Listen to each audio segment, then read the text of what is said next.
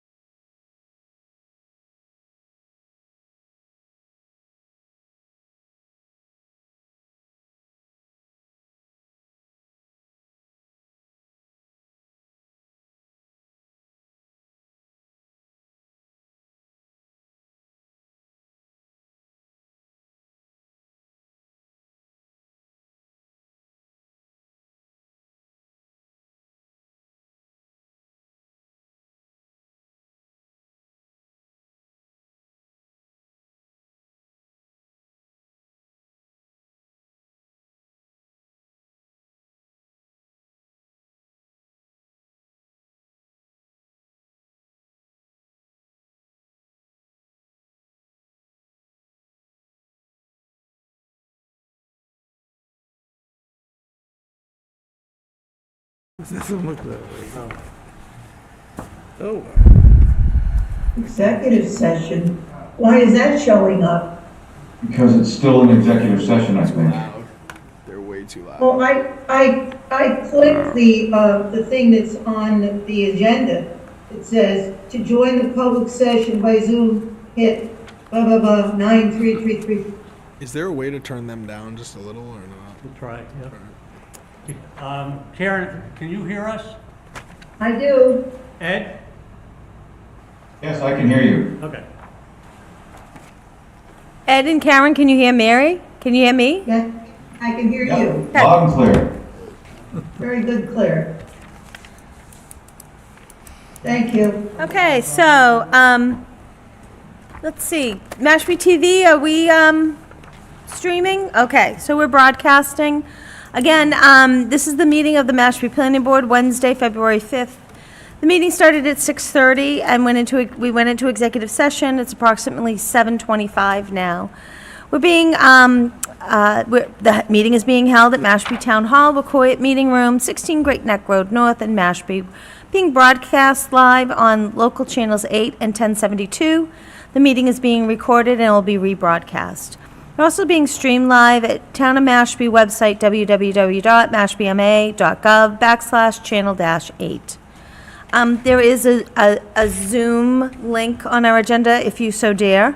I believe our agenda is on our webpage, correct, Mr. Tobin? Yes. Yes, so we got our agenda up on the Town of Mashpee webpage for the planning board, not the planning department, the planning board, bottom right. If you want to join by Zoom. I will be taking public comment via Zoom, so if you're at home and you want a public comment on this, jump on the Zoom link, and I will recognize you. Okay, so just to let you know, we're gonna do the Pledge of Allegiance. We're gonna do the minutes. We're gonna jump to our 7:20 hearing. That's being continued. Okay, and then we'll go back to our 7:10. So you can always go to something after the appointed time. You can't go before. So I'm sorry that we're taking things a little bit out of order, but right now I would like to invite everybody to stand with me and recite the Pledge of Allegiance. I pledge allegiance to the flag of the United States of America and to the republic for which it stands, one nation, under God, indivisible, with liberty and justice. Liberty and justice for all. Excellent. We have a set of minutes from January 15th, 2025. I read them. I thought they looked good. Is there any comments on them? I move we accept them as written. Mike? Okay, there's a first and a second. Any discussion? All in favor, say aye. Aye. Aye. I think there was somebody that wasn't here, so we'll have Dale abstain. Okay? Great.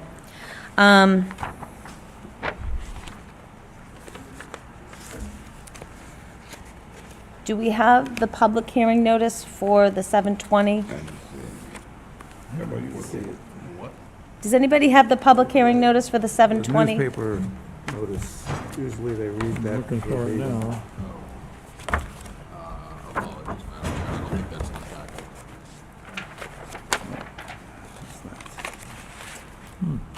Are you able to access that via your phone, or do you need? I can try. Why don't you try to beat me to it? Let me see it. Are you looking for the, Public hearing notice for the 7:20. Did you bring that with you? is it the last one you read? Yes. I have it here, Mary. For Southworth? Yes. Would you please read that into the record for me, Karen? Certainly. This notice is given pursuant to the requirements of Massachusetts General Laws, Chapter 48, Section 11, regarding a public hearing to be held by the Mashpee Planning Board under the provisions of Mashpee General Law, Chapter 48, Section 9, on Wednesday, December 18, 2024, at 7:10 p.m. at the Mashpee Town Hall, 16 Great Neck Road North, to consider on remand from the the Land Court a special permit modification application from Southworth Mashpee Properties LLC property owner to modify the Willow Bend Country Club special permit.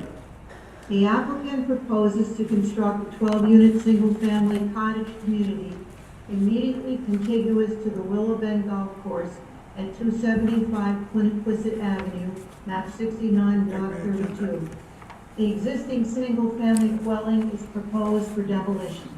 With these changes, the total unit count for the Willow Bend project will be increased to 287 if the board authorizes the annexation of 275 Quiniquisette into the Willow Bend special permit. 287 dwelling units is the maximum number of dwelling units authorized under the special permit. All units will be connected to and served by the existing privately owned wastewater treatment plant, which serves the entire Willow Bend project. Submitted by Mary E. Wagon, Chair, Mashpee Planning Board. With that reading into the record, the chair opens up the 7:20 public hearing. The applicant is Southworth Mashpee Properties LLC. The address is 275 Quiniquisette Avenue. The request is a special permit modification.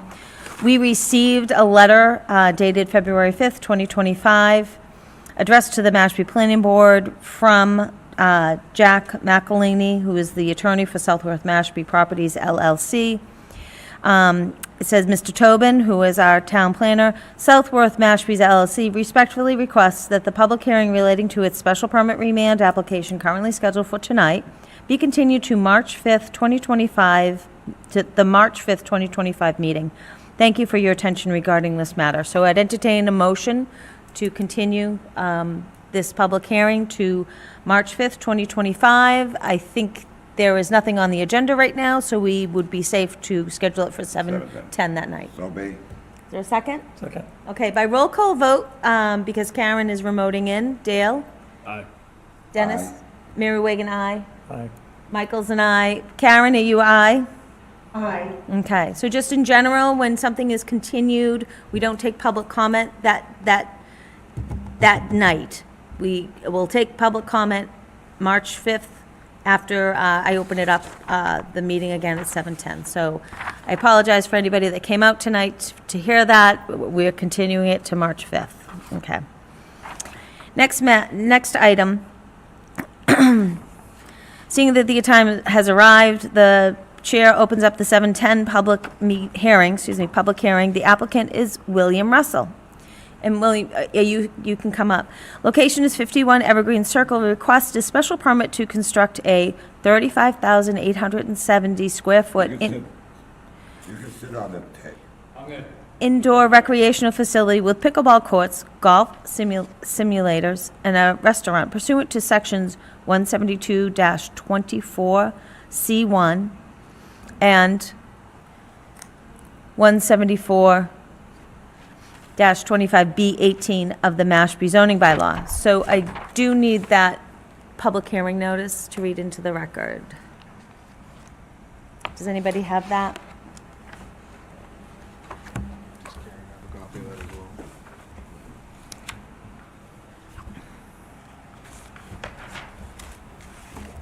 You didn't happen to get a copy of, Bill, you didn't happen to get a copy of the public,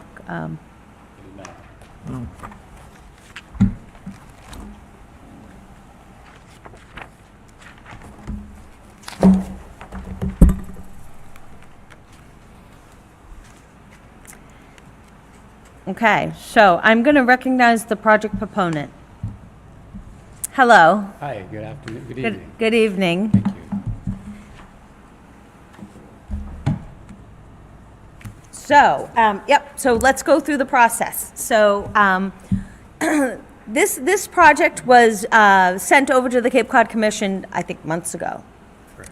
It's been reviewed. There's a decision from the Cape Cod Commission. I think we have something, I think we have the final in our packet. So tonight, it comes back here, we hold a public hearing. So the first thing I'm going to do is recognize the project proponent who's going to give us a presentation. Next thing we do is we go around the table, planning board members ask the first questions. Then we go to Ed Pesci, who is our consulting engineer. And then the town planner. Then we open it up to the public. We probably won't close the public hearing tonight in case we have some lingering questions. We typically, even when we're done with everything, we leave it open so that we can draft up a decision and discuss the decision with you, just to make sure we didn't get anything wrong or leave anything out. Sure, Okay? understand. So with that, I would recognize the project proponent to give us a presentation about the application. Thank you for your time. Again, Bill Russell, and I don't know, can you hear me? Karen, if I... Oh, stand take the over mic with you, because people at home, here- Okay. Yeah, right. Going for it here. All right. Okay, so, again, good evening. I've got maybe 7 or 8 pages, but I'll briefly walk through to give an overview of the project as it stands. The company representing this is Cape Cod Pickleball and Cape Pickle LLC. We're proposing a location called Island Pickle, which will be a premier indoor pickleball and indoor golf complex with a sports tavern as well. Just a brief introduction of myself. I've been a local resident on Cape Cod since 2008. I'm a cranberry grower. I have a residence in Marston's Mills. My wife and I, we run a restaurant and catering company out of Osterville. We've done that for a number of years. That cafe is in transition from an operations standpoint to my daughter, so I can focus more of my attention on this specific project. I come from a background of 30 years of corporate experience, but in the interim and since I've been here, actively participated in a number of nonprofit functions, Hyannis Rotarian, Osterville Business Association. I'm a mentor at Cape Cod Young Professionals, and I do a number of advocacy projects within the cranberry growing community. So that's kind of who I am. Briefly, serendipity got me to today. I actually started looking at existing spaces within the Cape Cod area, targeting the Mid-Cape area, where I could modify an existing building, large box space, to support my desired space. A couple of the issues that I have are the column spacing on those facilities or the ceiling heights, and all of those prohibited the adequate use of some of those facilities that I spent quite some time looking at. I did the same thing looking at existing buildings that I could possibly renovate for use. After some time on doing that, I focused on a build new facility, which is now what I've been working through with the Cape Cod Commission since February of 2024, and results in me coming here before you today. So it is the perfect location with regards to all the things that I will bring. Just a brief description, and I know many people here are familiar with this location, but it is a location on 51 Evergreen Circle that's surrounded by town-owned continuous open space.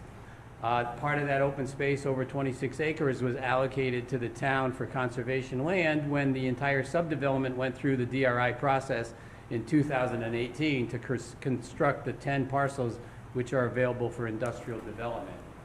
There are no residential abutters. It's at the end of an existing industrial park. That it's a new subdevelopment, accessible from Route 130, less than 15 miles basically from everything upper and mid-Cape, which is my targeted space, which is really an ideal location for what I've developed and what I'm proposing and what I'll be discussing with this board on a go-forward basis. From an infrastructure standpoint, briefly, my detailed construction package is complete at this point in time. I have a permit-ready drawing set ready to proceed with once I get, the approval, obviously, from this board, which follows the approval from Cape Cod Commission. That was an exhaustive process.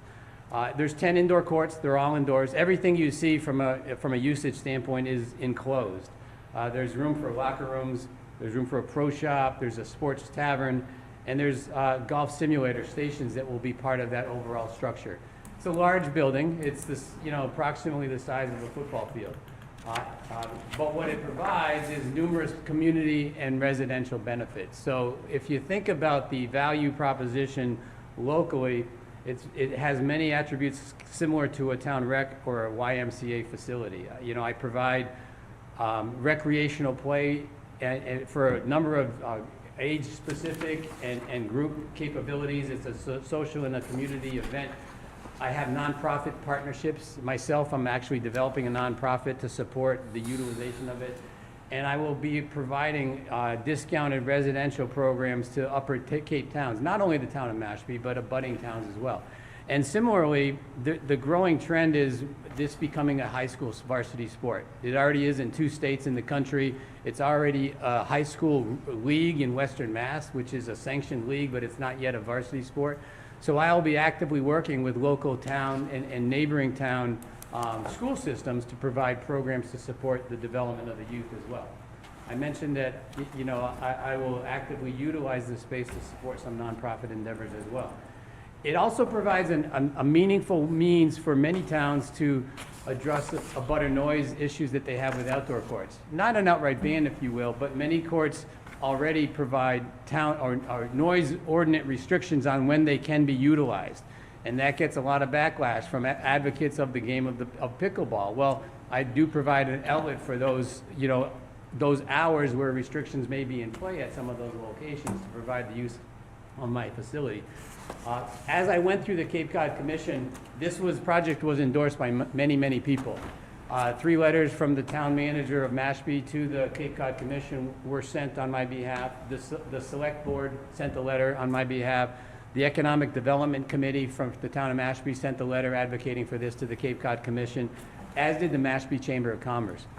Equally important, during the public comment period for the project, as I went through the period of which it was active for discussion, there were over 124 favorable comments that were submitted to the Cape Cod Commission through the public portal and/or letters directly submitted to them.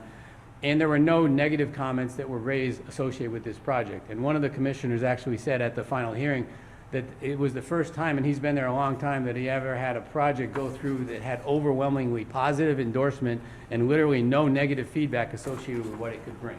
So that's the value that I bring to the community. You know, I'm excited about being a partner to the town of Mashpee, but also to the community of Upper Cape with what I can provide. Because there is something for everyone. You know, pickleball is a game that's played from ages 8 to 80.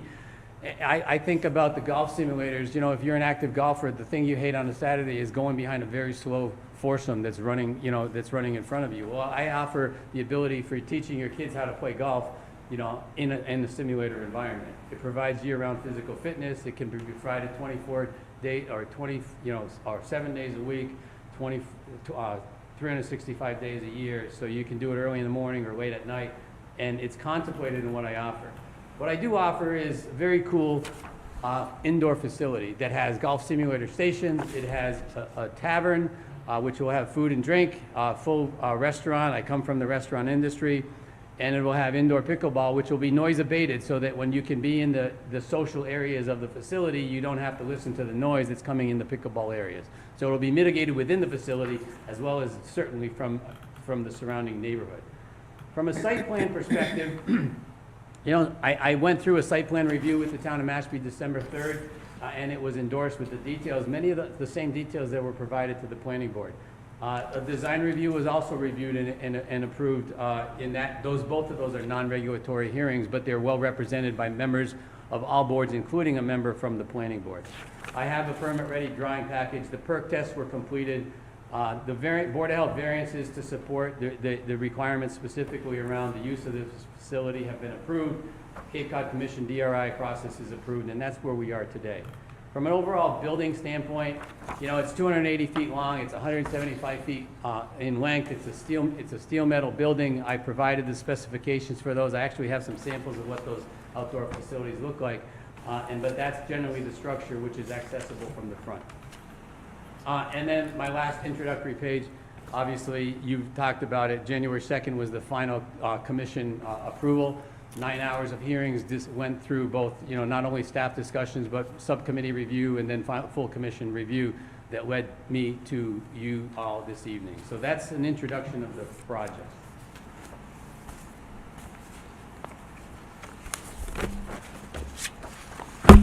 Get this back to the other page. Oh, yeah. On your USB, do you have the site plan? I do. I got them right here. Right, yeah, I've got the, Can I ask a question? Yes.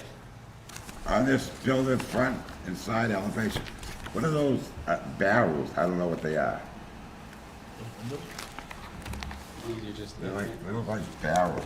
There are no barrels. Like bar, is that bar? Oh, these here? Yeah. Those are doors. Those are egress doors to Oh, the oh, inside. okay. And these windows have been windows. removed, actually. So there's Alright. windows and doors. Actually, the windows have been removed in the final design All configuration. right. So I have to figure out where to get to the, And there's one more question. yeah. Where the dumpster is, Yep. you have another pad beside it, and it says you're gonna put chemicals in there. So the septic system is a IA system. It's a 10 ppm system. That shed is for the chemicals to support the IA system. And it's in close proximity to it, so you need to use it for that's its exclusive use. But if that chemical spilled in that shed, is it gonna be contained? Well, Or does it matter? I don't know what kind of chemical it is, but. yeah, I mean, I it's don't- really the dousing tank, the dousing details that go into the septic system themselves. So it's the only chemicals that are used in there are the chemicals that are actually used to douse into the IA system that's part of it. So I don't think containment is a requirement That type for of that type chemical. of chemical. Its I've- purpose I've is built a specifically lot to of go those into the containments. ground. I Yeah, built a lot of those containments. Yeah. And certain chemicals that we. yeah, It's a big project, you have to Yeah. have drains, okay. yeah. Those are for use to go into the septic system, to go into the soil, so. I just saw, Okay. I was looking over the So this 10 by 10 shed Yeah, is for your wastewater treatment facility? correct. Okay.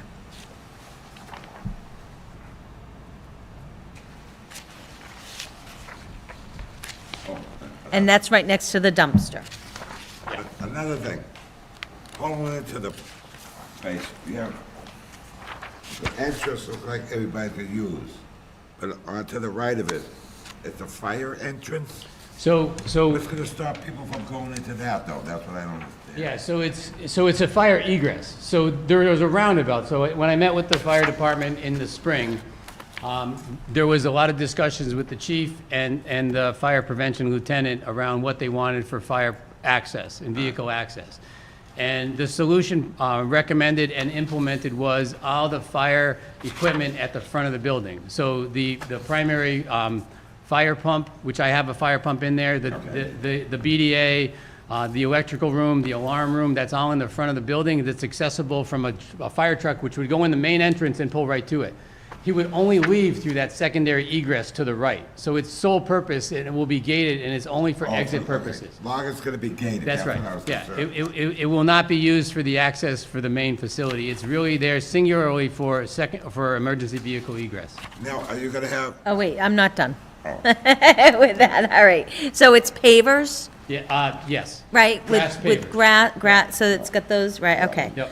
So you're saying that that's for people to get out? It's That not- is for the emergency vehicle. That's for Emergency the vehicle. the roundabout for the ladder truck. So I the got turn it. radius analysis supported him coming in the primary entrance and then getting to the front of the building for doing their work in an emergency situation. And if required, so he doesn't have to turn around, he can access through that right-hand side. And So- that gate is locked with some type of fob that the fire department, We'll figure out how it will be prevented, so it'll be only used for fire protection egress. And it's only for exit purposes. So that's an open item that I'm sure we can accommodate a solution for. Any vehicle smaller than the ladder truck would be able to fully turn within the facility and go out the primary entrance. that was a very clever solution. We've had that problem on other sites before. Yeah. And Yeah. gee, that's the cleverest solution I've ever seen, so congratulations. All right, go ahead, Dennis. no, I forgot the last. I'm sorry. So we're talking about the fire gate. We did the shed. Oh, I didn't see a hydrant. Are there gonna be a So hydrant? there's a hydrant right in the center. I have to relocate it. It's actually currently located in the entrance location. It'll be moved to the right, All right, and that's something I need to do. okay. I also did the water test pressures, so I know I need a pump, and so my detailed design inside is, and I've shared this with the fire department, they are aware that I will be providing a pump to support fire Okay. suppression inside the building, yeah. Yeah, all right. That's what I was asking. Yep. but- I figured you'd have to. Pressure down there is terrible. Oh, yeah. All right, that's all my questions. Okay, who wants to go next? I could go next. Thank you, Karen. Hi, Karen. Hi, Mr. Russell, how are you? I'm well, thank you. I feel that this plan, this project is gonna go gangbusters. And as I read through these documents, what I kept coming back to, and, you know, you correct me if I'm wrong, you've got 86 parking spaces, 5 accessible, you know, for handicap. So 91 spaces total, right? Correct? Correct, yes. Okay. All right. The tavern, you have 42 spaces. That means 42 tables or chairs there, 42 people can sit there. 42 parking spaces is for Or the parking town. space, Yep. excuse me. How many tables, how many seats does the tavern hold? So, I have that number, it's been provided. I believe the number is, so when I did the math around total occupancy, I included the use of the simulators, the use of the tavern, and the use of the outdoor patio, and combined that number, if I recall, is approximately 100 people. The combined use for those 3 utilizations. I don't have the exact breakout between the 3 that I can talk to So here. 100 people in the tavern spaces, the golf simulators, and the outside patio. That's correct, yeah. Okay. So, I don't play pickleball, but in a pickleball court, you have 4 people, right? Correct. Do these people, I mean, I could see some like pairs coming together, you know, like 2 people on each side, 2 cars. Correct. Or I could see 4 cars, because they can come there and just show up and, you know, get a match and play a game, correct? Correct. Okay, so this is what I'm trying to figure out. You have 42 spaces for the tavern, 27 for the golf simulators, and let's say, I mean, I think it's gonna go gangbusters. 10 courts times 4, if 40 drivers show up, you've got 42 and 27 and 40, that's 109. You got 4 office spaces, so you got 113 spaces. Do you have enough parking spaces? That's really what I'm looking at. Yeah, so there's a 2-part question. I'll answer it 2 ways. I believe I have enough parking spaces for the requirements of the bylaws. But that's not your real question. Your real question is, do I really have enough parking to prohibit people from parking on the street, which has been an issue on that street? And I understand that, and I've spoken with DPW on that, and we discussed that during the design review and the site plan review back on December 3rd. Since then, I have spoken both solicited and unsolicited with abutter owners to the property that will offer so basically, I can ensure I won't have a street parking issue, because I can take actions if there becomes an issue to remediate the solution. The abutters that have provided me that feedback of the potential use include Pastori, who is the immediate space to my left, the 3.8 acres immediately to the left of the facility, Gavoni, which is about 2 acres immediately to the right, and Triple M, which is on Echo Road. All 3 of them have offered that, you know, officially. So I have no issue with working with the town to ensure I don't become a parking nuisance if in fact I have insufficient parking spaces because of the use. Now, having said all that, it is compliant with the bylaw requirements for parking. And what we don't know is how simultaneously successful all 3 elements or 4 elements of it will be. Simultaneous use of the pickleball, plus the golf, plus the tavern, plus the outside spaces. So I can assure you, I mean, I'm the guy running it, I'm the guy operating it, I'm the guy building it, and I'm gonna solve this problem before it becomes a problem. And I can do that with the local abutters. They've already provided me a means to be able to support that. And that does not create a pedestrian issue, because those lots that I speak of are directly adjacent to the lot that I'm building. So Karen, can I just interject here? Sure. So you're looking at shared parking. Not to meet a requirement, to meet an issue that sometimes exists on the street today. Okay, let me get to the end of my Sorry. All right, sentence. fair enough, sorry.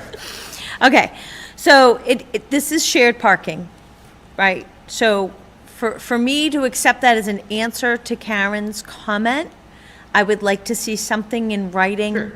An agreement in principle. No problem. Right, with your neighbors. They need to think about, they want to help you out. Right. Nobody hates parking more than me, okay? But just something in writing like, some people will let you use their parking when they're closed. Right. Right? And then, if you see gaps, like if you start to have tournaments or something like that, what's your proposal to make sure everybody has a safe place to park? Nobody's parking on the street, heaven forbid on 130. Right. Heaven forbid on open space, right? Yep. Okay, so is that, we're not going to close the hearing today. Is that something you can work on? Absolutely. Okay. And they've already said they're willing to provide that, so I have no Right, issue with and it getting doesn't that. have to be, something recorded at the registry of deeds, just a memorandum of agreement or an agreement in principle. Yep. That's that's something for us to think about. Sure. All right, Kat, It wouldn't hurt to know how many vehicles would be impacted. Might as well have it. well, I think Karen brings up a really good point. If you just count how many courts there are, if you just start to count, if you count how many people could be in this building being active, and if they each brought a car, heaven forbid. But, Part of that issue may be coming from the fact that our bylaw, when you calculate square footage, it's typically for tennis courts and racquetball courts. And pickleball courts tend to be smaller, so he's fitting in 10 courts, and then it's less square footage for the actual parking. So it worked out to 18 spaces for the 10 courts. and is that in our zoning bylaw or in our regulations? That's in the zoning bylaw. Okay, okay. All right, go on, continue on, Karen, thank you. Okay, I was just thinking, I'll just throw this out, Mr. Russell. If you had tournaments, if this thing really got hot and you got people like crawling all over the place, I guess you could hire a bus and you all meet at a certain place. And, Mashpee Commons or something, and you take them over there Yeah. and return them, So, let them park somewhere. my commitment is to solve any problems before they become problems. And so all of those things are possible. I can't commit to a specific thing because we don't know what it is, other than we'll solve the problem and not become an obstacle. Because I do know that there are problems on that street, on parking on that street today, and I don't want to be part of that, a bigger problem that exists on that street. Because I will have cars that are coming, and I know that. But I also know with confidence I can solve that problem. Okay, so I think what Excellent. Mary's saying is a memorandum of understanding would be really good to have. Sure. The other thing, since I'm a tree person, is, and maybe Ed is gonna talk about this, because I see what he's got here, but I don't know if it's been resolved. Update the planning schedule for the bioretention areas. Whatever the stormwater manual says, you want to, make sure you have enough plants, native species, that work in a bioretention area. And I think we would like a landscape plan. So I believe I did provide a link. There is a landscape plan in the packet. There is a landscape plan. Do you know what now? page it is? It's, Oh, you It's separate don't from know these by heart? it's separate from the engineering plan, so it would have been a separate attachment from you. But let me talk about as Okay, you wait. search for it, and I apologize that I don't So, have the wait, number. Brian knows what the landscape plan is. Where is it? So in the smaller version of the plans, it's labeled landscape plan in the bottom right-hand corner, L0.0. Oh, I see it here. But is that sufficient? Well, Ed will talk about that. Is that gonna work? Is that gonna prevent, flooding?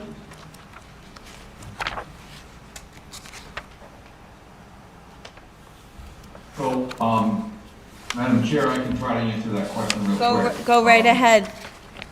Just again, for the record, I'm Ed Pesci from Pesci Engineering Consultants of the Planning Board. I did take a look at landscape plan L00. It does look like it's got some reasonable plantings in there. You know, it's a spotty, it's not a very dense planting schedule inside the three bioretention areas. But, you know, we don't want a lot. We do want some plantings there. It's mostly shrubs. And it's all shrubs, excuse me, sort of proposed in there. But I think the board ought to just take a look at the perimeter planting and see if they're comfortable. I was relatively comfortable with the look of it and understanding of it. I don't see any problems. I'll just say this, there's no issues whatsoever with compatibility with the stormwater management system, none whatsoever. Hey, Ed, it's Mary. Yes. Hi, Ed. So is the bottom of the swales going to be vegetated? Yes.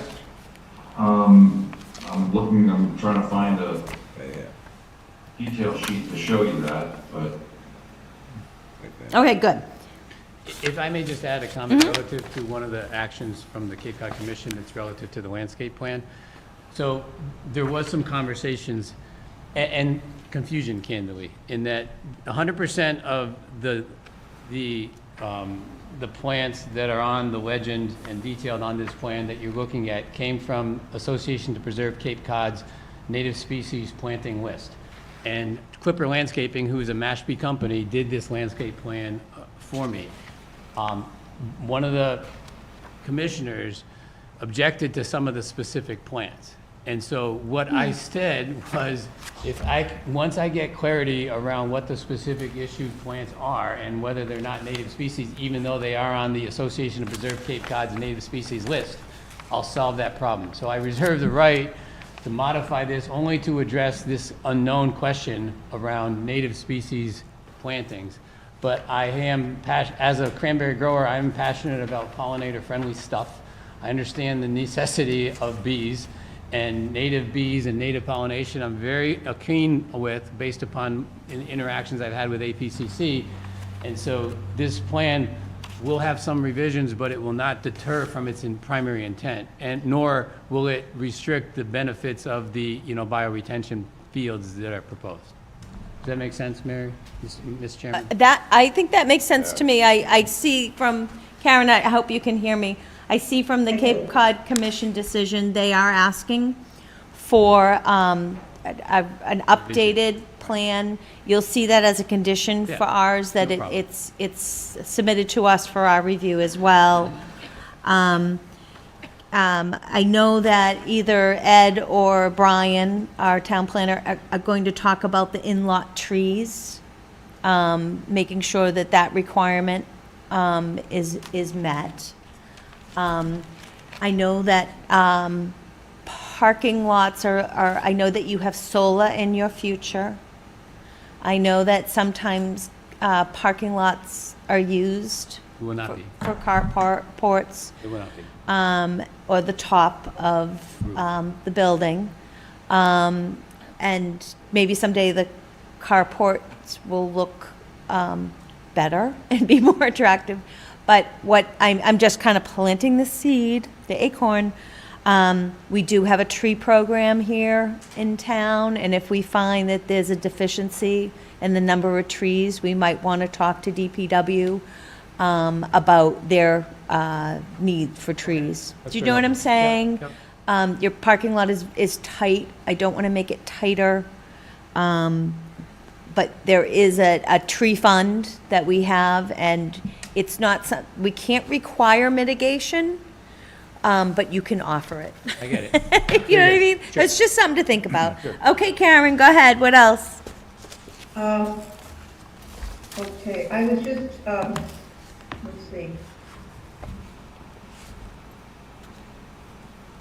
It's saying in here that the project would add 43.91 kilograms of nitrogen per year.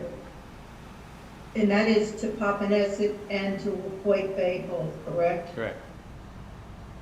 And I guess I don't need to know how they came up with the calculation that you have to pay $363,000 and change. 43.91 kilograms a year times 8,290. I guess that's too technical to ask. I'm sure, if you know the answer, you can tell me. But I I do. just wonder how they arrived at that. Well, that was 6 hours of argument, but I lost. But what I can tell you is, 2018 Cape Cod Commission Water Resource Technical Bulletin details out the cost per year for 20 years of remediating nitrogen, and that number comes to 8290. That's the basis when it was done in 2014. Per kilogram. Per kilogram, right. And so then it's simple math of, they say, well, you know, you calculate your nitrogen load from a series of things. The septic system itself, your stormwater management system from the parking, as well as your roof load, and those add up to that 43 and change that you speak of. Now, that number is based upon my 10 ppm system. So I have the most advanced IA system for this size facility that you can put in. It's 10 ppm. You have to get over 10,000 gallons per day to get to less than that. But in this space of 2,000 and 10,000 gallons per day, it is the most advanced IA system that you can implement. And on that basis, the math comes out to that $396,000 or $364,000. My disputes for them, I'll table because they won. So in the, and I know, Karen, you read this, so in the Cape Cod Commission, it talks about this system being able to get down to 19. And then it continues on saying that you plan to run it in such an operational way that your target is 10 Correct. milligrams per liter. Why do I think when we use special permits, we always put a number in there? Yeah, 5, we try to get 5, but the state's number's 10. Okay. So as long as they meet the 10, even though we put 5, they're okay with it. No We're matter not what. looking at a plant, we're looking at an IA system. Oh, that's why. Thank you. Right. Yeah, all right, different type of system. Sorry. Okay. So there was a walk as part of the design of the solution and the redesign of the septic system that got to me where we are today, that walked me from a conventional septic system, let's say 25, to there's other IA systems that can get to 19, and then it comes down to how is it state approved. And so biobarrier is state approved to be less than that on a pilot program basis, which I am approved to support. And they're designing the solution to 10 ppm. They're committing to 10 ppm. And then I have an O&M plan that they will monthly monitor and make changes to it to ensure that it is 10 ppm. Okay. And on 10 ppm, that supports the rest of those calculations for nitrogen effluent. And the other answer to your question, Karen, is the lot splits those two bays. So the line, the estuary map between Pompanesett and Wacoit is in the middle of this building. So that's why, you know, it's assumed that the effluent will go to both estuaries. Yeah, makes sense. Karen, can I just say one more thing? Yeah, I think I'm pretty much done. Go ahead, Mary. So the other thing we do is we've required monthly reports. Yeah, and I will be Things. providing those. Okay. It's part of my O&M plan. So the people, BioBarrier does the O&M plan, and they're obligated to report it to the town, to the commission, and to the state on a monthly basis. So it'd be very interesting to us if we were CC'd The planning board. on, the planning board was CC'd on that number, that monthly number. You'll have a direct copy. Okay. You'll be so direct copy to You'll it. see that as a proposed condition? Yep. Okay. Great. Just so you, Go ahead, Karen, we didn't hear you. one last question. Who is the manufacturer? Because I was over in Marston Mills, I think it was. I can't remember the name of it, but who is the manufacturer of that IA system? Biomicronics. Biomicrobics. Thank you, sorry. Bio- Biomicrobics, and the system Right. is BioBarrier. So that's the specific system. Okay, thank you. Okay, who wants to be next? I'll take a shot at it. Okay, Robert. Okay. Just back to the landscape plan and the shrubs and trees that, I noticed that there's inkberry as one of the selected. I could see customer-related issues with inkberry droppings on all these cars, because where I live, we have lots of inkberries, and cars are the victim of I get it. droppings. So if there's a selection of ones you might want to consider Very good. your customers. Thank you. The other thing was, you're going to have I believe, a very successful operation there. So successful, perhaps, there might be a noise issue for abutters. I know you're at the end of a long cul-de-sac and no residential in the area. Do you have any words to, and I noticed that you have outside seating areas, and I could see tournaments coming in with a large overflow of interested people or participants. What can you say about noise abatement for the closest house that might be a quarter, half a mile away or more? Yeah, so, good question. What I'd say is this, is that the only outdoor capability is a three-sided patio that will exist on the left-hand side of that faces Joint Arms Base.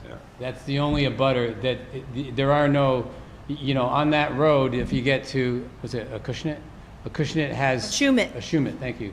Shumet does have some residences, but they are quite a distance, well, you're quite a distance to the other way, but quite a distance from that, right? And so I would say there are no plans for any significant outdoor noise creation, and all the noise creation is really contained within this large building, which is I was insulated. thinking more like amplified music.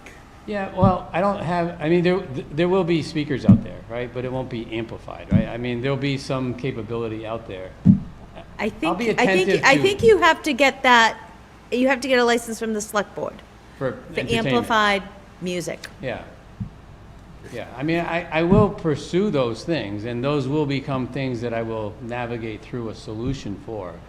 But having said that, I don't anticipate, this becoming an issue. And conversely, there's a lot larger, a lot more active outdoor facilities, much, much closer to residential abutters that are kind of this prevalent, and I don't have any of those. So things. I do have to say, I live right there. Sound-wise, yes, I hear cars in very early morning, in the summer, with the windows open. I can hear cars going up and down Route 130. I can hear when people in the commercial and industrial parks, they put their backup sound. I know there's somebody else in the audience that kind of lives in the same area. It is so, it's not so much that they're noisy, it is so quiet there. Yeah.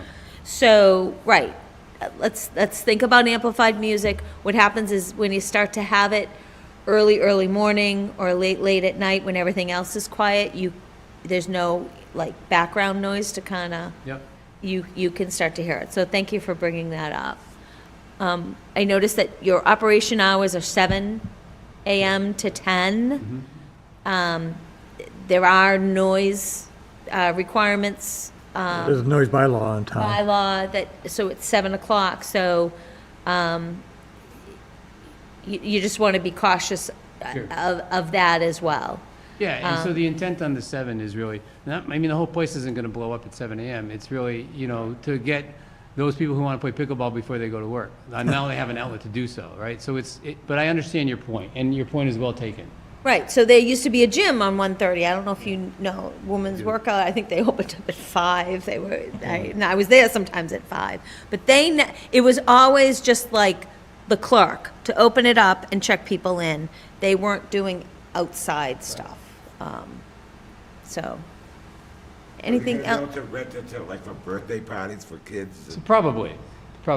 Or corporations, or associations, but at the end of the day, doing one thing prohibits you from doing something else, right? So those are all trade-offs that will be worked out with time, right? But I'll say, yes, I will be. Well, just I don't know had what they look like. two boys, my grandson and their friend. They can come. No, they said. "We'd What like to day, have what a day do you birthday want, what party." day do you want me to book that for? We'd like to have Has a to be birthday under party." $50 charge. No, I said, let's see if I could do something about it. But no, that'd be nice and thing. Yeah. I mean, this is candidly, the recreational element and the community element is a big part of what I'm intending to do, right?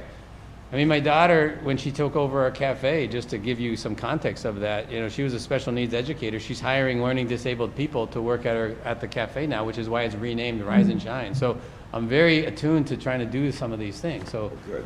and I'm the guy running it. You know, I'll be there all the time, so.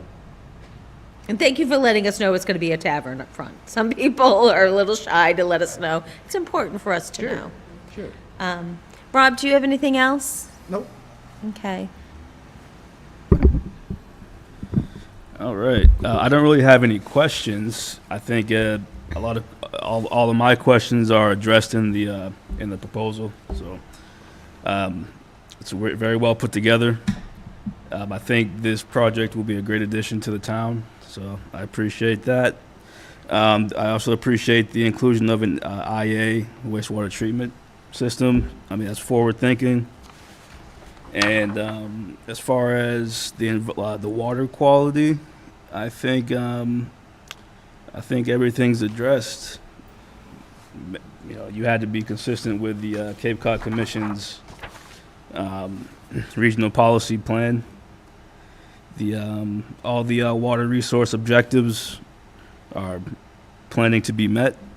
The only one you couldn't meet was because the sewers aren't going to be implemented until 2037, and there's a mitigation plan for even for that. Community design looks good to me.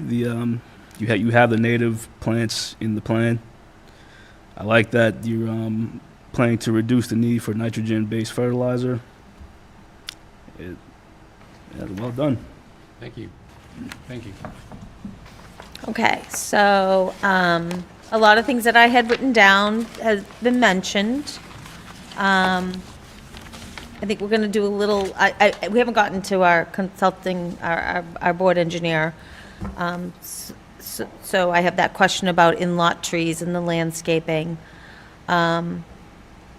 The hours of operation that probably will be noted in the special permit. It doesn't seem like there's people in the area, but there actually are. There are a lot of people that walk Route 130. I live on a Shumet. I do a lot of walking there in the spring, and it's like pickleball season opens up. And a lot of people race down my road. Now, my road is very flat, it's straight, it feels like nobody's there, but there's actually a lot of people that live on the street. So you said something in the Cape Cod Commission work that you were going to encourage people to carpool. Yeah, I mean, my obligation. Oh, is the to- employees. I can do it. I have no control of anyone. I can influence them, but I can't control them. But I Exactly. can control my employees. Okay, exactly.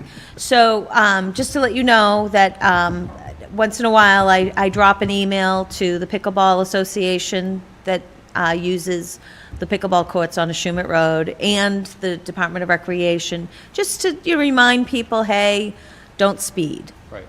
There's something about like a time that you have a reservation for. Like people tend to really go faster than normal. So you might see a suggestion like that from me. Sure. You might see a suggestion about construction hours from Dennis. Dennis usually has a standard condition that we put in. I like that you have EV chargers. I like that you're thinking about going solar at some point. We're going to get to the parking with the town planner and the board engineer. I thought I read something about the size, I haven't been able to find it again, the size of your parking spots. It was in the engineer's report. It was in. It's the Ed's, length of the parking spots letter. in the engineer's report. And my civil team replied, I don't know if Ed's had the chance to review it yet, but the question that was raised was, they clarify why they are sized as they are. And the answer provided is they are in line with the provisions of the bylaws for a 24-foot wide egress or driveway. So basically, the fact that it's a larger width of drive, the space, and we're talking about, what was it, Ed, 0.3 feet or something like that? Instead of 20 feet, they're like... 0.67. What's that? Yeah, 0.67. it's just basically. 8 inches. A few, yeah, 8 inches, Yeah, couple it's- inches, right. so. Yeah. Instead of a 9 by 20, it's 9 by 19.33. That was a typo. It's not There was a 9.33. typo, because it said He's not cutting the, 9.9. he's not cutting the parking spaces in half. It was a, Ed very shrewdly picked up on the point, but it was just missed a one. It was All right. missing a one. I'm not crazy. yeah, it was a legitimate question, but a typo too that made it look like a huge problem. It But, was but like, it is It conforming, should say 19, Yeah. my mistake. it is conforming Okay. to the table of the bylaw 174, whatever. So he's at 19.33 feet length, whereas the bylaw does technically require 20 for the length of the parking spaces. But then the bylaw also, what he's saying is he is compliant with the measurement of the back-to-back parking spaces, like the overall Right. length, as well as the aisle in between the two parking Right. spaces. because I had a note So he here. still meets compact car, right? Okay. All right. Very Okay. compact. All right. Everybody's in Mini Coopers. All right. Can you give Mary one spot that's extra? I know. Yeah, Mary Park's here. And the other thing is, if we go through this and there's any waiver, we need to have that specifically called out so that we vote on it separately before we vote on the decision. Okay. Okay, and with that, Brian or Ed, who wants to go first? It's up to you, I'm Ed. happy to go. Okay, go ahead, Ed. Yeah, so, hello, Bill. Hi. Nice to meet you. Too.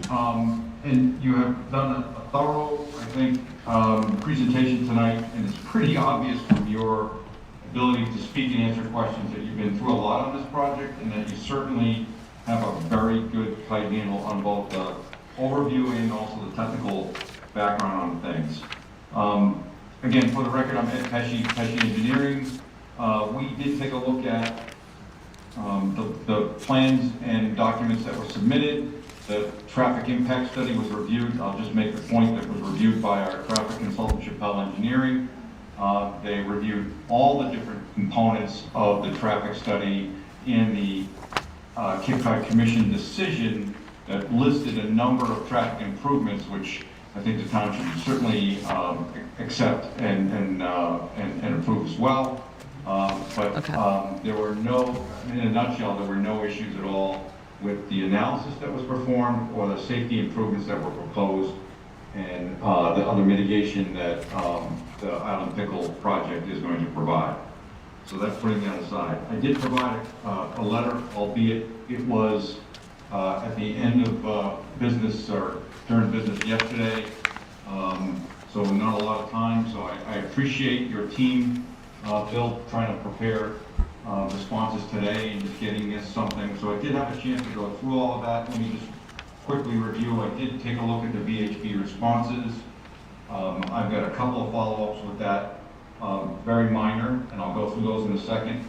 I did take a look at the McGartle-Gannon stormwater documentation, the investigation documentation. That has adequately addressed any concern I have over requiring test pits down the road. Obviously didn't have that information, didn't realize that was the case. Did receive the lighting cut sheets, and the response from VHB said that you'd be providing a point-to-point photometric plan later on, and that's fine. I also did see the response regarding the fire department review, and wasn't aware, didn't have any documentation about the site plan review work that you had done. But I did get, obviously, all you could put together in a quick amount of time was the template showing the Mashpee tower truck. And all I'm asking is for, and I did in a quick email today, no need to obviously have, it's kind of difficult, of course, to respond immediately. But I was asking for a copy of an auto turn template or an auto turn plan showing how that truck does traverse through the site, safely and doesn't clip the end of parking lots or parking spaces where people could be occupied. So I would like to have that, what's called swept path analysis. It's typically done with a piece of software that mounts on AutoCAD called AutoTurn. But I know that VHB understands this, but that's one of the things I'd like to request that they do. I did see the discussion about chemicals, the chemical storage shed, and I would like you to obviously provide a list of those chemicals. Again, you made the point that they're feeding, it's undoubtedly probably a carbon source for the denitrification step, but they're feeding into the treatment system, and it is going into the ground, so it's not a terrible chemical per se, but I think it would behoove us to have a list of those chemicals that will be stored there. That's mandatory. You know, whether, you made the point that they would need to have a containment, to be stored on a containment pad or a containment, portable containment pallet, if you will, with a false bottom. I don't know what that is. You know, I did try to look online in the Biomicrobics website, and I couldn't find anything. So I found lots of information on your biobarrier system and uses air, certainly, but that's all I can find. I think in that shed you'll also be placing, more than likely be placing a blower motor, but I don't know if what the type of chemicals might be. So chemical list, swept path analysis. You did mention in your email that you were bringing the signed and dated O&M plan. O&M plan was adequate, but I wanted to make sure that we have a signature from the applicant. That's one of the policies I like to make sure we do, so that we know that the applicant was aware that they're required to do all the work that's required to maintain their system and pay for that maintenance. So I don't know, Bill, if you brought that with you or you're able to tonight. One of the responses. What was that, Ed? I'll answer all those questions. What was the name of that plan? Oh, The no. stormwater operation and maintenance plan Thank you. was part of the stormwater analysis.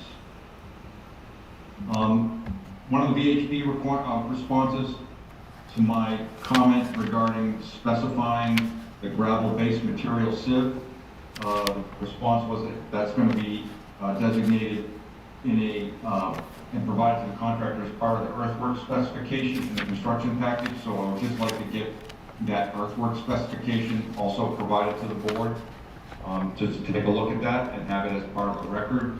So I'd like to have that. Obviously, there were a couple of minor, I have to say very minor, the plans were well prepared, very minor edits in various things. Those final revised plans should be provided. And then there was some discussion in the stormwater comments that there's going to be a revised stormwater addendum to address a couple of my comments there. So I just would like to get a copy of that, obviously, and we understand that is certainly on its way and being prepared now. One of the final items that I wanted to mention that actually our town planner here, Brian Tobin, actually mentioned to me, and Brian, I just want to bring it up in front of the board and the applicant, and that is that the application, the special permit application, called for 37,000 square foot indoor recreational facility, but didn't specifically mention, and I don't know if it needed to, and I think Brian was concerned to protect the applicant to make sure one way or the other from a legal point of view, whether you needed to actually have a separate special permit for the restaurant and tavern use, or if that needs to be amended to this application and included so that it's part of the whole overall decision. We understand that the entire application involves all of this, that all your plans involve that. You made the point that you basically have a 76-seat restaurant and a 24-seat tavern, so 100 seats. So it's all, it's pretty clear in your plans that you're doing that, so it's no secret. I just want to make sure that from a procedural point of view, that's not missed and it creates a problem down the road. Do you mind, let me just address that last point because it's kind of moot. Ed, thank you for bringing that up, and yeah, also for the record, Madam Chair, Brian Tobin, town planner. Bring your mic in real close. How's that? Is that better? Still no? I guess so. All right.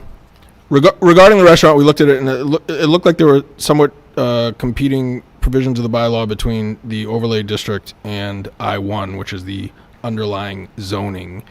In the end, I think it was kind of a joint decision that I-1, which would allow a restaurant in the scenario, a full-service restaurant in the scenario, and does not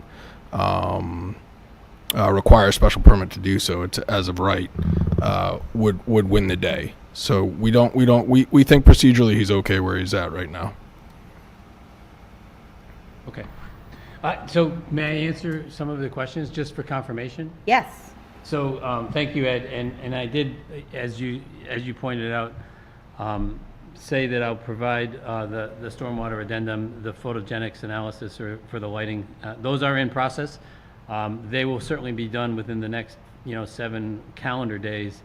The earthwork specification, I actually was hoping to bring it with me today. All other copies, hard copies, so I left Brian with 8 hard copies of everything that I emailed to everyone as well. That was the details, the follow-up requests or answers from VHB, as well as the cut sheets, the addendum for the stormwater management will be provided, but the analysis that went into it when we made the change to the actual drawings was based upon the details. So there's going to be no change required on the actual engineering design of the system going from that area which was impervious or pervious to impervious. So the system is supporting of it.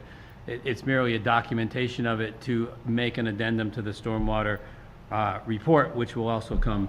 The earthwork specification, the list of chemicals is new. I will add that to my list of things to provide. And the swept turn analysis, we will provide that as well. So there's no concern on providing any of these things. Yep, and he talked about some type of retention container.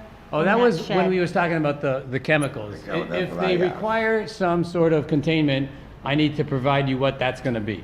Because he can't comment of whether they need them or not, because he doesn't know what they He are. doesn't know the list of containers. So I'll Okay. provide the details accordingly to say, these are what they are, and if the requirement is they need to be contained, I'll provide you a source, a detail of how they'll be contained.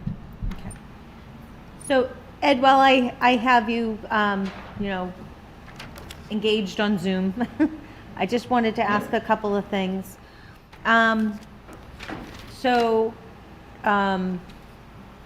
You looked at the stormwater analysis, right? Right, Ed? Yes. Okay. Yes. So I noticed that it has porous pavement in there. Not anymore.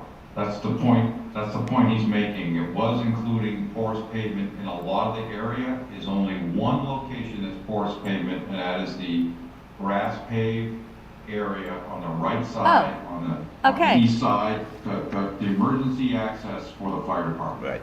Right. Okay. And just, kind of full disclosure, the stormwater report was made to an earlier revision. And so when we made the change to the drawing package, we did the analysis, but didn't go back and update the stormwater plan. So what Ed has asked for is, can you provide me with the update to the stormwater plan? And we're going to do that by way of an addendum to it that covers the information requested. Okay. Okay. I'm listening to all the nitrogen people. When I hear porous pavement, my ears perk up. Okay. But the grass pavers, I'm fine with. Okay. Now, there's some traffic improvements that the Cape Cod Commission is requiring. Right. Can you briefly go over those for me? Sure. So there's both congestion mitigation and safety mitigation. And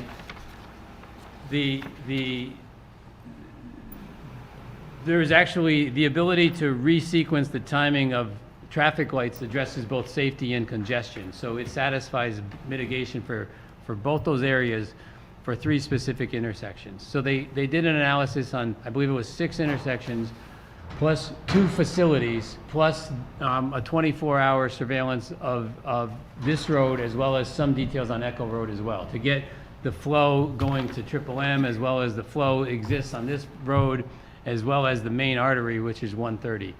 Champions in Plymouth, which is an indoor pickleball or indoor golf facility, they did counts there, as well as at Pickles in Hanover, because the Institute of Traffic Engineering handbook doesn't include those 2 sports as part of their template. So the basis for those and adding them into the overall plan was how those were accommodated, and that was agreed to by the commission.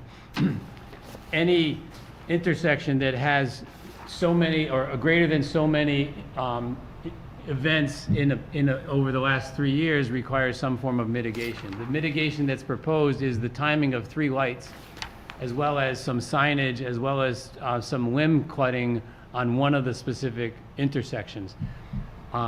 Having said that, there was another intersection which was in Sandwich, which has already been remediated by the town of Sandwich. It's the big one down by the Stop and Shop. Right. So that one was in the list of things that needed to be changed, but there was work underway by the town of Sandwich, so I didn't need to do that one. Additionally, the intersection here was proposed that I needed to make changes to it, but there's some ongoing discussions in the town that may become a roundabout.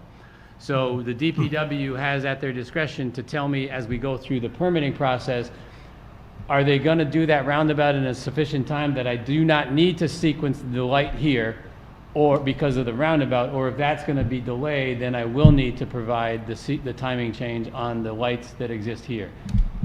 That one and 2 other lights and they're all on Route 130, and the names escape me, but they're in the report. Okay. What I'm doing. So they're in VHB's traffic? Who did the Yes, traffic? so VHB did the traffic report, and they're in VHB's report. They're also in the commission findings. So they're in the easiest to find findings. in the findings because it's a 17-page document. Go to page 9 of the DRI decision, and there's a good description of everything there. It starts there, I should say. Okay. So, my call on the intersection of Route 130 and Great Neck Road North is that there's some preliminary work being done as a rotary. It's not on, and I hope I'm not misspeaking, and we have to check with DPW. That intersection is not on the tip. Because it doesn't have a high enough crash number.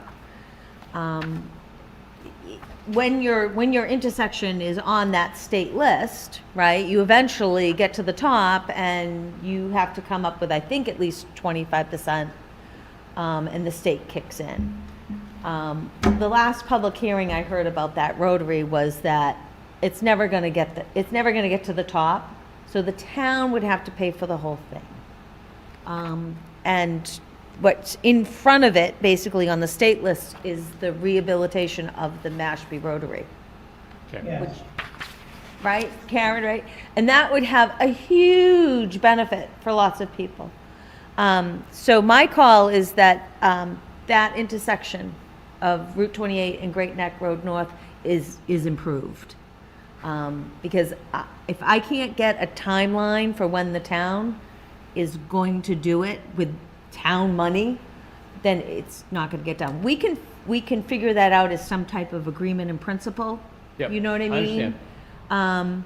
Right now, at town meeting, there's a significant number of overrides. You know what I mean? Like, that little mini roundabout is not going to get on the list for a long time. That's right. And that's basically the way the commission left it. They kicked it to the town to decide. Okay. Right? So they didn't say who in the town would decide, but they basically said, we understand the town is considering a roundabout. If they're going to do it, we're not going to require you to do an unnecessary resequencing of timing that's only going to be removed by a roundabout. So they really I said it's up to the propose town. that the planning board take this on But and make this decision. We can do it with input from other departments. But if we don't take this opportunity to get this intersection improved, were you talking about the roundabout here? Or the not as a road? roundabout, Talking it's about just the a timing. signaling, Oh, a signaling, yeah. right? I don't There's know some, the roundabout. there's some suggestions for improvement. Did you price out how much Not that yet. would be? No. Was that something that you can, that's an important piece of information for us Sure, to know? sure. I don't, you know why. I don't want to make your project financially unfeasible. Right. But I want to get our. I understand. Yeah. What we deserve. I mean, you lucked out on that Sandwich intersection. I know. That was a big one. Big time. Well, they did more than what I would have had to do, but it's a much better intersection. Oh, I agree. I was So I- tortured by that intersection for 20 years. That's on my to-do list, is how I'm gonna get through the necessary obligations that I've committed to for the commission and what I'm going to need to commit to for you, right? Those are things that are gonna have to get done. I understand that. Right. Right.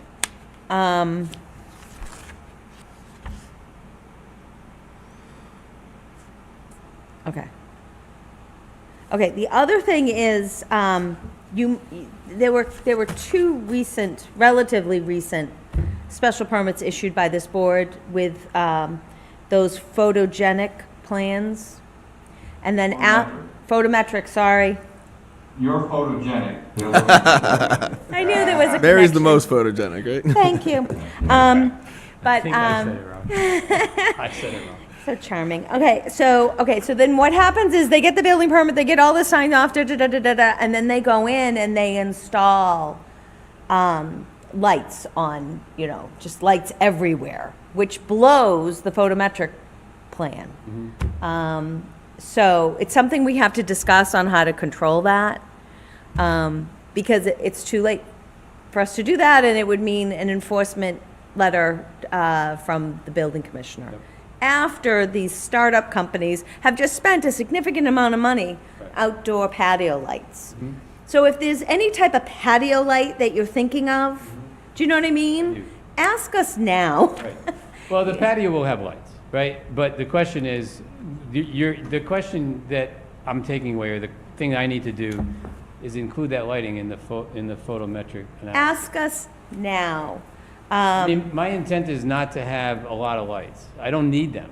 One, I'm in the end of an industrial park, right? I mean, I'll put that in context too, right? I have no abutters other than industrial abutters.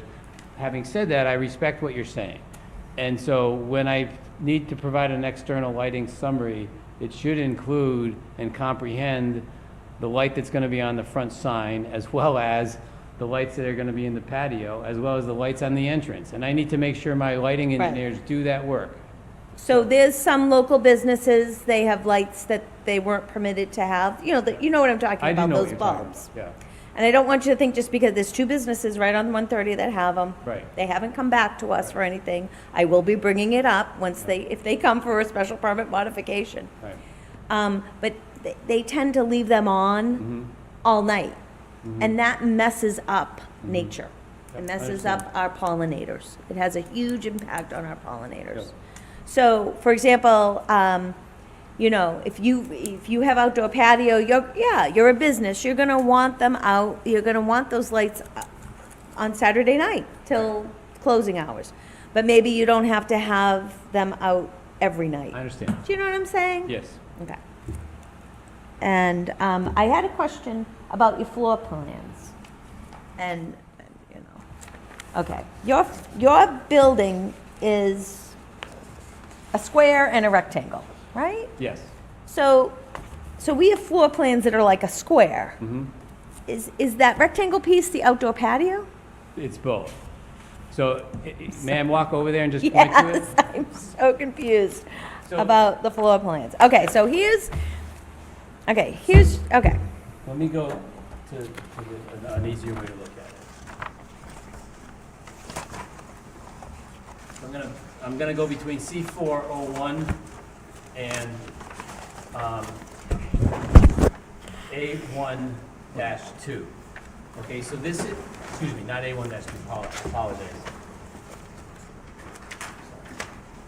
And A1.1. Okay. So this is the rectangle. So what it Oh, is there's okay. there's 4 pickleball courts that are in the building, and then this is the external patio, right? So that patio, which is shown by that line right there, so this is the external patio right here, right? So the concrete, so this is the concrete that's for that patio area, and this is the enclosure to it. So when you look at it from a building, you can see it here, that's the patio, and it's covered. It's right here, Right? yeah. And Okay. and it's covered, as it's covered is, if you look at the front of the building, these elevations, that's it, Okay. right? So basically, it's Okay, a so- big building and a small building and an overhang, which is the patio. This is the patio overhang, Okay. which is just in the front. But the big steel building goes all the way, so it's like, you know, this is one roof line that's 25 feet on one side and 34 feet on the other side in height. And these are 4 pickleball courts, you know, here, and then there's the patio in front, so I'm just pointing at this. Does it make sense? Now it does.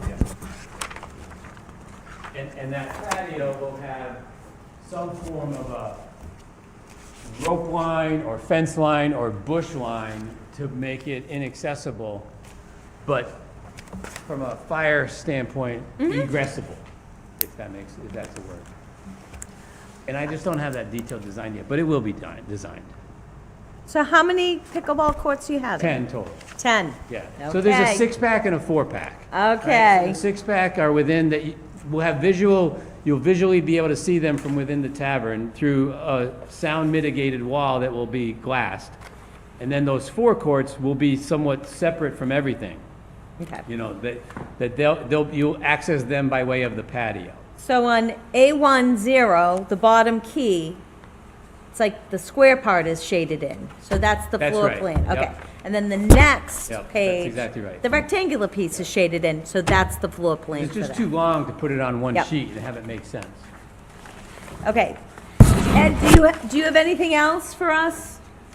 No, I just wanted to make sure I understand and give you an opportunity to ask a question about street trees or in-lot trees. Okay. I was looking for that reference in the zoning bylaw, and I couldn't track it down. He's asking you guys where you would find the details on street or the in-lot trees. Do we have an in-lot tree regulation or bylaw or anything? Candidly, off the top of my head, I couldn't answer that Okay, question. so I need to do some digging. sorry, we're gonna have to get back to you. Yeah, I do know about the tree preservation bylaw, but that's on the other side of things, from a tree cutting perspective. Right. Does that apply to The zoning this? bylaw doesn't need about to me. It's Unless in, he's cutting obviously, we trees, require no. shade trees in the subdivision rules, but It's- that's it. Okay, I'll have to. All right, so Ed, if you're good, I'm gonna go to Brian, our town planner. Thank you. Okay, Brian, go ahead. Sure. A little bit of an echo there, but yeah. So yeah, for the record, Madam Chair, Town Planner, Brian Tobin. I guess just like broad brush stepping back, I would kind of echo the sentiments of a number of the board members as well as the town engineer that this. Try the other mic. I think that mic is a dud. Maybe it's just my low voice. I don't know. Is this helpful? That's much Oh, better. Nope, okay. that other mic is a dud. Yeah. All right. Let's swap these out. Okay. So as I was saying, I'll just pick up where I left off. As I was saying, I would echo the sentiments of a number of the board members as well as our engineer, which is that this is obviously a very well thought out project and very well put together, and it's been vetted already by the Cape Cod Commission. I think it is something that would be good for the town as well, just to have a rec facility of this nature, and it would certainly have an economic benefit both directly to the town as well as to adjacent businesses. We did a review of both the dimensional requirements and the use requirements, and it was fully compliant with our zoning code in both areas. The main point of discussion has already been, that I wanted to raise has already been brought up by the board, and we've covered a number of the issues just kind of surrounding the parking lot and the parking situation. Again, the length of those lots, as Ed brought up in his the length of the spaces, as Ed brought up in his engineering report, is slightly less than as required by code, which I guess would raise kind of a larger issue of additional kind of to-do items. It would be nice if your engineers would get a list to the board of any variances that they're seeking from zoning code compliances. If they could just compile a complete list that are on the plans, that would be ideal. But just to clarify, I don't see this as requiring a variance. I see this as compliant. We discussed it as such, because the distance of the traversable path is 24 feet. So the space isn't in, the interpretation, and this is, the interpretation of my civil engineering team is it is compliant. So I'm not seeking a variance on the spacing or the size of the parking spaces. So if there is a question that we need to follow up on, we can, and I will do so. But I'm confused because they're telling me that It meets 174-38. Well, then, yeah, sorry, if you want to take it up. Go ahead, Ed. Yeah, just let me just state, I mean, first time I really paid close attention to that, Bill. So just let me just read from the section, this is the section 174-38 that Bill's mentioning. He said, it says, except as part of a parking module sized as indicated below, each required parking space shall not be less than 20 feet in length, exclusive of aisles, drives, and maneuvering space. Okay, up above it talks about 9 feet in width. Otherwise, minimum parking lot aisle width and 1 bay and 2 bay parking module widths from curb to edge of pavement, blah, blah, blah, shall be as follows. And Bill is correct. It looks like the VHB team interpreted, the requirement of 43 foot 4 inches in a 24-foot aisle for the total for one section that would require it to be 19.33 feet instead of 19. I would consider it compliant. I would agree with them. It's not a waiver. It's not standard design practice.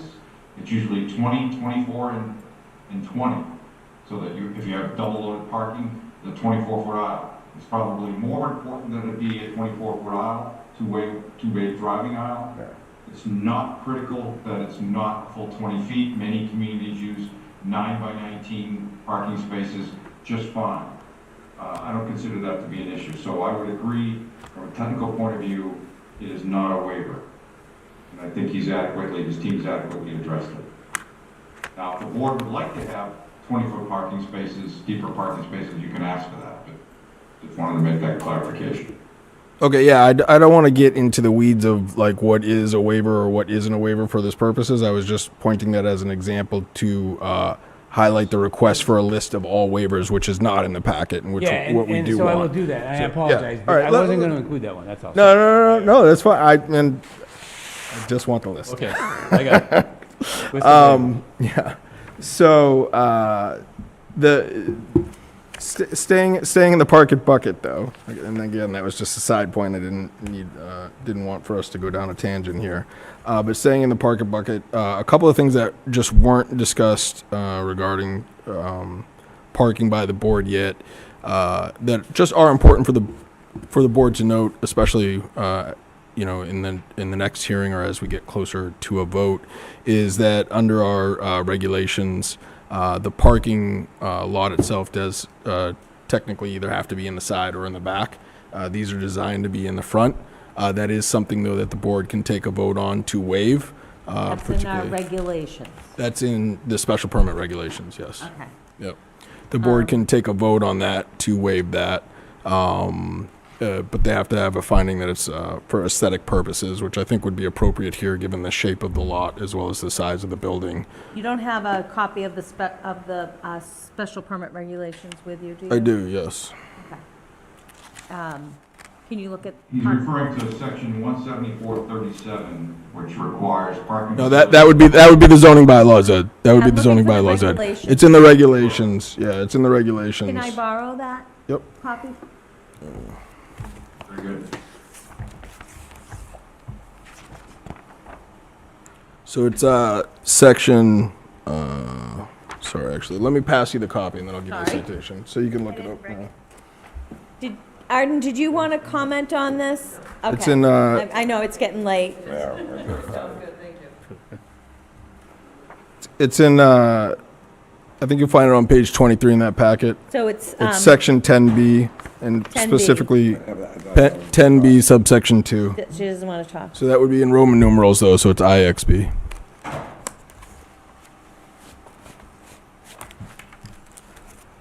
And that's the special permit packet. So we have. Special we permit have- rules and we have the regulations. Zoning bylaw, right? Yep. And then we have special permit regulations. So there, if you need relief from the zoning bylaw, it's one thing. If you need relief from the regulations, it's a waiver. So Karen, we always ask for any waivers that have been identified need to be put on a list because we vote on them individually. Maybe some towns look at the plans and say, we approve the plans, implying that they're providing a waiver. This board likes them specifically put out. It's to your advantage, Sure. because when the building commissioner starts to look at them, right? Yep. It's gonna say, wait a minute, Sure. they missed that. Well, we didn't miss it, we waived it, so we Right. take a vote before the decision. Okay. Anyways, go ahead. So it's just something that you all would need to make a vote on and to have that finding in particular, which I think is justifiable in this situation. So the parking in the front, anything else? Yeah, then there's some issue, and we're looking into this, whether or not an exception can be made, as well as whether or not it's cost prohibitive to the applicant. But regarding the use of bituminous berm, particularly for the, actually, I kind of wanted to get those back. All right, I think that the parking lot trees are in here. Yeah. I'm gonna have to look for it. Is that a document I'll have access to? It's online. Yeah, it's online. Okay. Yeah. Our regulations are online. Okay. And you can come by So anytime it's if the you want. town of Mashpee special permit regulations. Okay. I just And wanna those are make the sure. things we can waive by, Right. So then also in that same section, except it's 10A7, technically all vertical curbs are supposed to be granite or cast in place concrete. oh, So, yeah. So there is some Cape Cod berm on these plans, so it's something that we need to look into. and then let's keep the in-lot trees on the list. Sure. I don't have the citation. And I think those are them. I think those are the three. The vertical berm. or Have you, keep it- have you ever thought about? From a compliance perspective, but again, also that kind of part of that discussion is just theoretical. Is 91 spaces enough, even though it does comply, you know? But I think Mary came up with a really good solution of having like an MOU with the abutters or something to that Yeah, effect. right. Yeah. Yeah, So. I got it. Yes. So you're talking about the shared parking? Parking. Yeah. Yeah. Yeah. So we have a business in town, the Knockabout. Yep. They were a startup company. We were very flexible about the parking, in my opinion. And they outgrew their little parking. I mean, it was already a developed site. Did we want to develop it anymore, so close to the pond and everything? No, we didn't. So, but it is obviously, something needs to be done. For example, a lot of people that park there, they actually walk across 130 and they park behind the town hall or across the street behind the archive building and then walk over. If we knew that was gonna happen at that special permit time, we would have made that crosswalk improvement be part of the, Yeah. right? Obviously, or somehow work with the town, and Right. he's come back, I think he's been there 10 years. Has it been there 10 years, maybe? Could be. 8? Eight. And so we just came back because there was some stormwater issues, right? And so he just came back and we just floated that idea. So we have to figure out, right, how, in his capital plan, how we can help us out Sure, through that. sure. I forget where I was going. Oh, so this whole thing about, I mean, there is parking down here, right? But you need, if you had a tournament and had to have a shuttle, Right. people, I think people are fine with that as long as it's planned Sure. with the town. So in that parking, like, agreement or something, you should have a conversation with the town manager's office about how to use that parking. That's public parking, but how to use it in a coordinated fashion. I understand. Because nobody wants to cause a problem for a first responder getting to someplace they need to get, and that's the whole point. And this little bit of, 130 is starting to be a nice little center of activity, Sure. And I don't know if you know this, but the Historical Commission has money from our Community Preservation Committee to do a walk in this area. Oh, nice. I don't know that. They might, move a building from one of our cranberry bogs. They might not, but they got some money, they're in their initial stages of asking for funding for a study to bring a historic building over to where our community gardens are, in that little spot. The town meeting voted to provide land for a tribal-led initiative to reconstruct a village, right? So that's all happening here. So this is great. Good. And, sorry, Madam I think Chair. that's it. Go ahead. Are you done? Sorry. No, there was just one other point. 9 o'clock. I'm starting to ramble. All right, there was just one other point I wanted to mention too, which is that I'm glad Ed pointed out the need for the swept path analysis, and that's something that we've also put on FD's radar. So it is something that we should definitely get and have. Is have that the board fire look at. truck? Yeah, the Yeah. turn radius. Yep. Yep.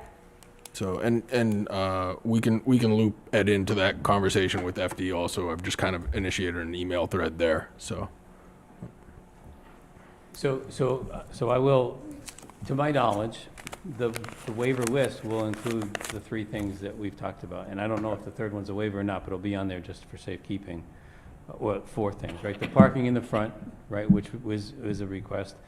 The in-lot trees, which I'm not sure if that's a waiver or not. I just have to figure out what you're talking about. I have to read the Yeah, regulations. so I will as Sorry. well. So I'll put I'll address it if it is or not. The vertical berm, because the Cape Cod berm, is there. It's also there on every lot in the subdivision. And then the parking memorandum of understanding with the details of maybe talk with the town manager and what we can do, not only locally, but maybe broader. So those are the things I will verify with my civil team if there's anything else. I don't think there is, but those ones are the ones I'll be preparing to bring forward through Brian for follow-up discussion. Unless somebody heard something that I need you want to the add. list ultimately to come from your engineer. No, that's what I'm saying. Yeah. It will come from my engineers. okay. It will, but those are the ones I know about, and those are the ones that will come forward. I don't know of another one, is all I'm trying to say. So But if your engineers do, they should Well, I put it on the list. I agree with you. I think, and I think we're saying the same thing. I also think our special permit regulations are Yeah. far less complicated Now, there are more, than the zoning bylaw. The zoning bylaw is very legalese, you know what I mean? The regulations is normal English. Yep. Your engineers and you will Right. easily be able to see that. right. And there are other permits I need to apply for, like with the FAA, because I'm so close to the airport. So I'm aware out. of things. What's that? Get out, wow. Oh, because you're over 15 feet? No, you're in the crash because zone? I'm within a 1 mile radius. I think that Wow. requires for building, for construction Yeah, purposes. there is a discrete outline of. Yeah, so I'm aware of those. So my engineering team has provided me a list of those things that I need to provide for permit approval as well as, and I'm just gonna make sure the variance request details are equally Yeah, comprehensive. make sure when you go to the FAA that you note that you might put solar on top. Yeah, no, because of it's the within glare. the footprint, but yes. Yeah. Yep. You don't, yeah. And just a point on the solar, just because you mentioned it twice, and so, I actually have 2 quotes for it. It's just cost prohibitive today. Right. But I know what it is, and one of them is the solar company just down the street. That's, I hope that we can work a deal out. Solarize. But it's just, for what I need to do today, it's cost prohibitive, so, but I do have plans for doing such. Right.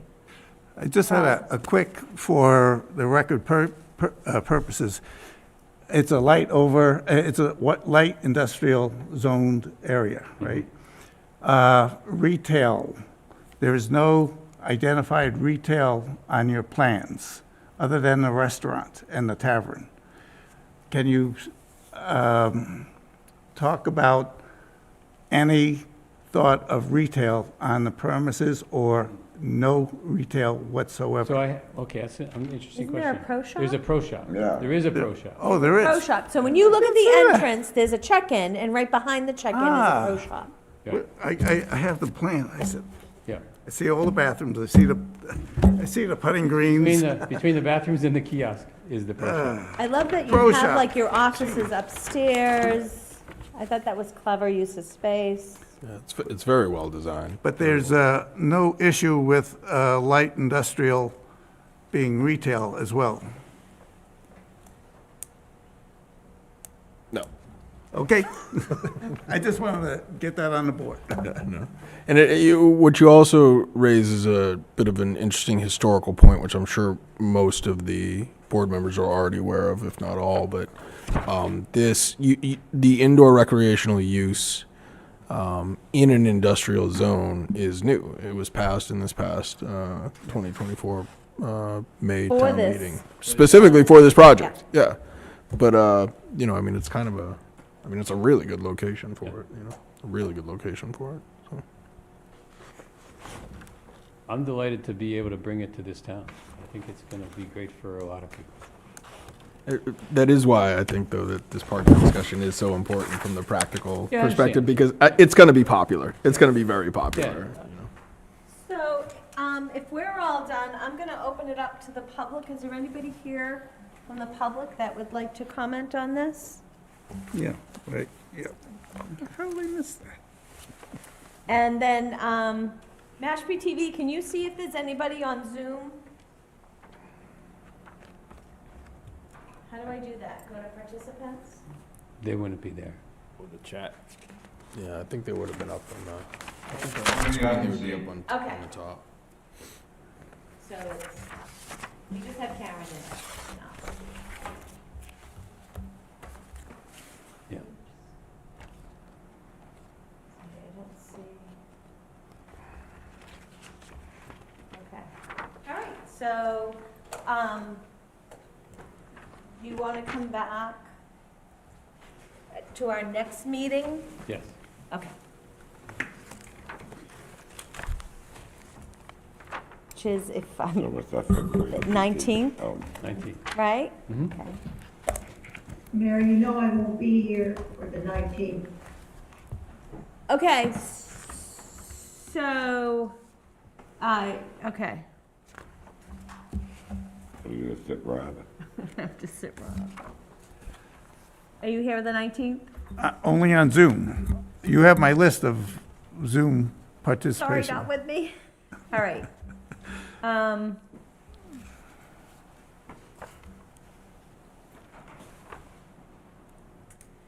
So Brian, can I seat Rob at this point?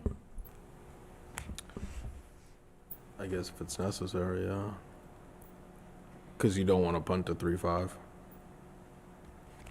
To March 5th. I never like taking a vote, even if everybody's like, yeah, we're gonna vote for this, I never like taking a vote with only 4 members. Okay, I'm gonna seat Rob Hanson on this matter. Okay. You might have to, you're I'm gonna be on Zoom. gonna be on Zoom. Okay, if we think we're gonna have a problem, we'll just continue it, do you know what I mean? I do. Okay. All right, so the chair seats Robert Hanson on this matter. Karen, are you okay with that? Yes. Okay, so Karen, if you have any, like, thoughts after today, please send them to the planning board via Brian. Okay. Okay, any questions or concerns? Okay, so seeing that nobody from the public is wanting to provide comment, I would take a motion to continue this meeting, this hearing to February 19th at 7:10. So, Okay, any discussion? By roll call vote, Rob? Yes. Dale? Yes. yes, Dennis, yes. Mary Wagon, yes. Michael Richardson said yes, and Karen? Yes. Okay, Yes. great. Thank you. Excellent. Thank you very much for your time. Nice job. Sure. Thank you. Yeah, thank you. I will be here on the 19th. I thought we were talking March. No, Oh, okay. Okay, I- good. I'll be here. all right. Thank you. Thank you. Thank you. All good right. job. Thank you. Yes.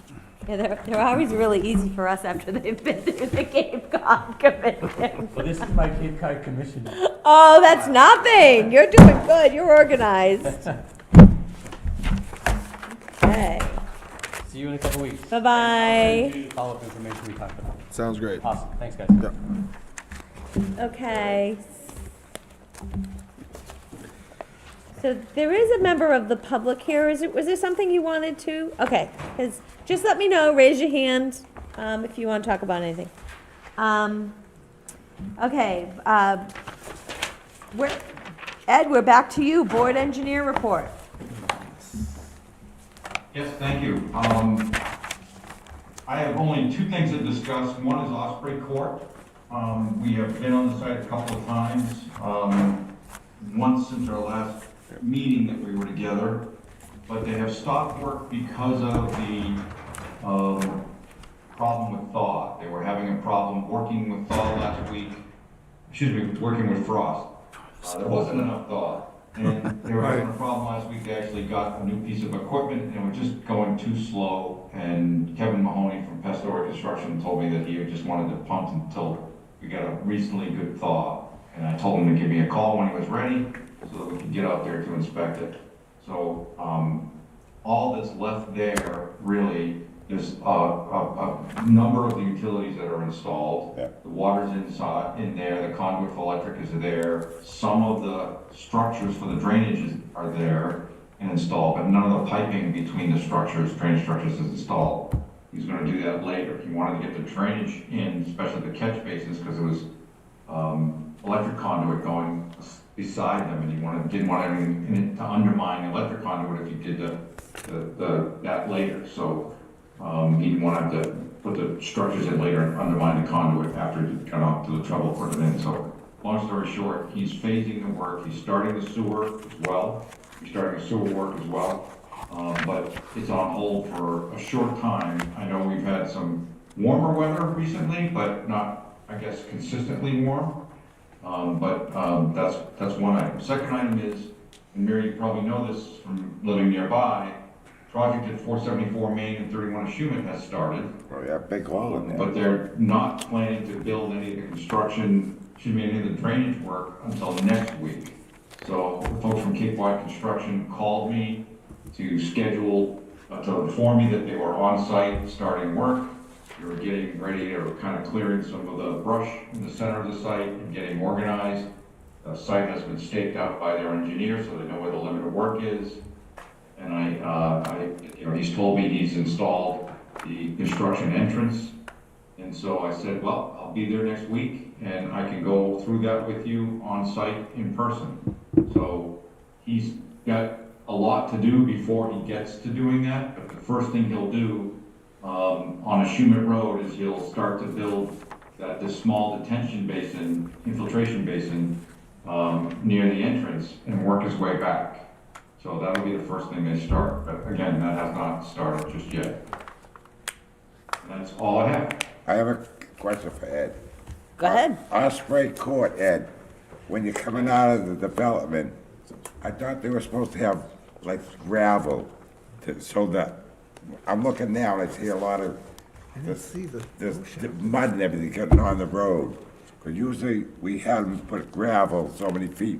So It was there, it's been there all along. It sounds like, from what you're telling me recently, over the last couple of weeks, it sounds like it's gotten a little bit eroded and tracked, which is what Can't see it happened. anymore, we can't see any of it. no, you can't see it no more, you know. I will make it a point to call Kevin Mahoney in the morning and ask him to refresh the construction entrance and to sweep Great Oak Road there. Okay, another question. On Kenny Moss's development near the golf course, there's like 3 entrances. When you're coming out of the development, you go to the right, and you go up Old Boswell Road to 151. When you're coming down Old Boswell Road from the Great Oak Road north, you go right after the golf course, you go into the project, and then there's a middle lane. But what's that middle lane for? You know, because When they installed that, both Evan and I were not thrilled. But that is essentially when you exit the site, when you leave the neighborhood, you have the option of going in the right lane and turning right, going towards 151, or going in the center lane to go left towards 130. Towards Great Neck Road. So that's what it's for. It's two options to turn left or right exiting the site. But how do you get So there's into one it? entrance. How do you get There's into only it? one entrance. There's only one entrance, and it's on the other side of the sign. There's an island there that separates the entrance lane and that center lane, as you know. And it's not, shall we say, a very nice design. No, it's horrible. It's not a perfect design, let's just put it that way. And when it went up, I called the people involved with installing it. I said, I'm not sure I'm gonna like that long term. I understand what you're trying to do. You're trying to just separate the traffic and provide a new, an island for an entrance sign. But I know that Evan wasn't thrilled with it either. It has been several months since we agreed to have a meeting to talk about it. Right. That's what Evan wanted to do, and it has been several months since that has been brought forward for that. I think it's time for us to reach out to Kenny. the applicant, the developer, to set up a meeting to go over what's going on there. Good. Because there was other work that Mr. Marsters had agreed that he would look into, and it's basically safety improvements, site distance improvements on the approaches, on the approach from 151. That's the primary problem. So Ed, are you willing to reach out to the developer? Yes, happy to do that. Okay, so is it okay with everybody that we send Dennis and Ed out to the site? Yeah. And there were plans, hand-drawn Charlie. plans. Right. Do we know where those are? I don't know, me and Charlie went out there, once and met Kenny, and we talked about Well, it. I have design plans that were prepared apparently years ago, and for Country Club Estates, that's what we're talking about, just so everybody knows. So I will reach out to Mr. Marsters and his team to set up a meeting. What I think would be important is for myself, with Ryan, Yep. For the three of us. That to get sounds together. good. It's good And- with everybody. It's Yeah. Brian, Ed, and Dennis that goes out there? Sounds good, yeah. Correct, and we go out and do a site walk and meet him out there, and meet him in the office, to go over what we should do next. And, I'm concerned about the approach there and, the approaches there, the safety approaches, the site distance approaches. So this is all prior to my involvement. Right. Obviously, this project's been around for a while, a long time, but he's now moving forward with the next phase of development. Way So- back in the back, yeah. It's Way nice. His back, neighborhoods right. are nice. The work he does is And nice. these things could do, Ed, is put like arrows, paint arrows and paint some stop lines. There's no stop sign and that people go right out. That and, might be enough. You You know. At least do that much, so people come in there, they say, oh, this is where I gotta go. I cringe there." because he's got right angles Yeah, but on then you have this that middle stone lane. thing. That's, you know what I mean? Like, I'm like, oh, somebody's gonna like hit that. Anyway. He's got vertical granite curb there that's really, I'm surprised it survived the way it has already. Yeah, I mean, if you, go ahead, Can I Karen. ask you a question? I know that very well, that what you're talking about. How do you make a sight line when you've got that curve in a road like that? I mean, it's so dangerous. So the only sight line that I think is dangerous is both when you're exiting the site and you're looking to the right towards Route 151, Yes, and you don't see the traffic coming until it's right on top of you. correct. And the same is true if you are in that, and you're approaching from 151 and you want to turn into the new development, into Country Club Estates. Yeah, You also, when you get close to that, you have to slow down and you can't see the traffic coming from Breakneck Road North either very well. It's less of a problem if you're in the car. It's more of a problem, if you're approaching it to the entrance. yeah. It's more of a problem if you're trying to exit and turn left and not be, in the path of someone Coming down. driving by. So there's two relatively unsafe conditions there, or in my opinion, could be unsafe conditions that can be improved. They're involve some vegetation pruning and tree limbing perhaps that is not part of the development. But it is certainly a safety consideration for the development, and I think that's what we should talk about. And maybe we could put a sign up on, like, 100 feet before you, the entrance saying, So there are. entrance. Yes, so. At the, so coming there are- down. there are traffic You know, to let people know that that- talk about as you approach. Correct, there's signage and traffic painting, chevrons on the road, if you put those kinds of things on the road, it slows you down. It makes you think and look at the road to find out what's going on, so we It's can true. talk about that. I would be happy to have this consultant give you some recommendations, but I think we should just voice our concerns and let them come up with some answers. Sounds good. Ed, you mentioned that there was, two concerns of safety. A third that I use that road quite a bit is coming down from 151, going around, and the car in front of me wants to take a left in. You don't know that until you're right on his backside. You coming around, You're right. and it's You're like all of a sudden there's a stopped vehicle right in front of you as you're turning the around the corner. corner. Yeah, You don't see that. yeah. I've run That's in. it. I've almost Okay. run into that a few times. I mean, literally.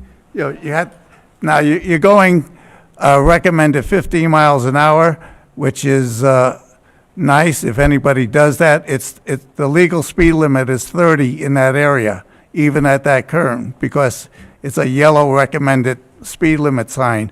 If you could do something with making that a white 15-mile-an-hour sign, I think that would be enforceable. I don't think they do the 15, though.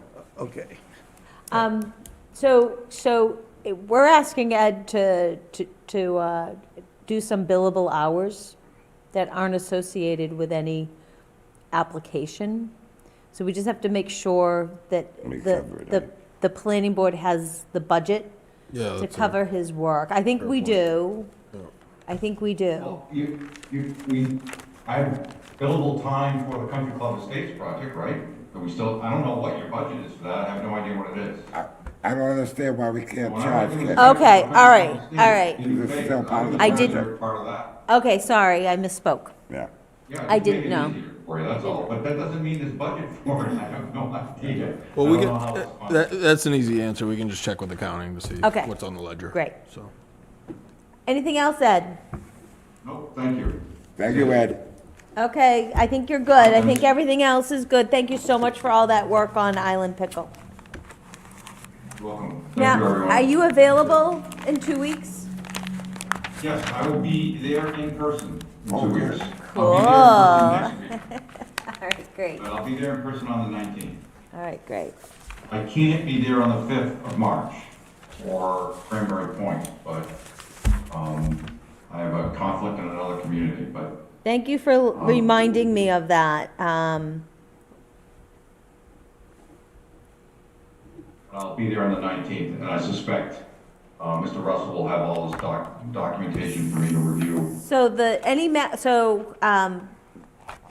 let's just make sure we have everything from you for any matter that's on March 5th. Yeah. Okay. We'll just double check. All right, thanks, Ed. Bye. All right. Thank you. So next on the agenda, the proposed amendment to the ADU bylaw. Okay. So I put that back in your packet. I read it. I am hoping everybody else did. The red Yeah. lines? Yeah. I read it. I sent everybody some notes today. The deadline for putting anything on the, submitting anything to the Board of Selectmen is Monday, okay? Did everybody get my notes? Yep. Yes. There's think an I extra did. copy over there. You can see it. It was, it should have been just like on the desk. Yeah. Karen, would you go over your notes Yeah. on the ad, because I'm not understanding it, maybe that Yeah, something I was missed confused here. too. Yeah. Okay. Trying to find the beginning of the, okay. So we have a red line version of our accessory apartment bylaw, section 174-45.4.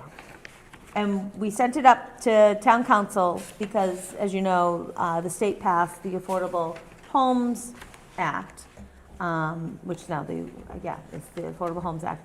And it was a bond bill, but it had some statute in it regarding accessory dwelling units, and they became a protected use. So anyways, we sent this up to town council to see what we had to change to bring our bylaw, our zoning bylaw into compliance. So they start with the definitions that we have to change the meaning of the definition of an accessory apartment to match how the state defines it. So that's that first big, do you guys have this all in your packet? Yes. So that's that first one. So that's, whatever, we can't do anything about that. So, they have, also in the table of use regulations, replace 8A accessory apartment, subject to the provisions of 174-75-4 with accessory dwelling unit, subject to the provisions of 174-45.4. Okay, so that's the section of the bylaw. So when we get to, so I think those two things are pretty easy, right? One's the definition, one is just changing the word accessory apartments to accessory dwelling units in that section. Then when you get to 174-45.5, a lot of the red lines is just that, changing apartment to dwelling unit. On that first page, it has this is where, Karen, I start to make notes, right? There's this section that says, that's redlined, additionally, a special permit shall be required for the authorization of more than one accessory dwelling unit on a single lot. Yeah. Okay? So I saw that as allowing more than one accessory dwelling unit on a lot. I'm not sure if we're ready to go to that. No, I don't want to do that. So Well, you know what, instead, Eric, could I add something on that? What I wrote after that was, as long as the dimensional criteria, whatever else you need, would allow this, but that's a subjective idea. I mean, I don't know if we want to go to more, you're right, to more than one accessory dwelling on the lot. Yeah, those are. I think because of our clean water initiatives, we should at this time. I don't think we should Yeah. at all. Yeah. But we should add in there, just to be clear, there shall be no more than one accessory dwelling unit on a single lot. Okay. So Yeah, I that was, think so, that's right. that was I the agree. note. Okay. Then the rest of that page, I think we got my, no, this is mine. oh, I have, my papers were here before. Yeah. See, you guys, your red line is more like a yellow line. I don't know why, but anyways, all right. All right, I So, got this, I just looked at yeah, the red line. right. Okay, so the rest on that page is, they said the next whole section has to be taken out. On page 2, it's a lot of changing apartment to dwelling unit. And then C, which eventually will be back to B, right? Because I have it as C, but I think you guys have it as B. Yeah. Okay. Okay. So let's just skip the first paragraph, go to the second paragraph. It defines what gross floor area is. So that's a good insertion, right? This, I think it's gray on yours, okay?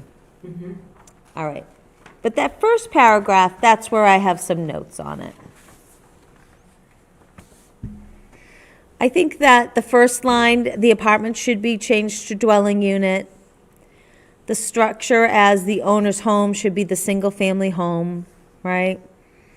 But instead of where it starts to talk about the gross floor area, right? The minimum and the maximum. Yeah. I was talking to Brian, and we thought that maybe that should be broken up into 2 sentences, right? And that's on my notes.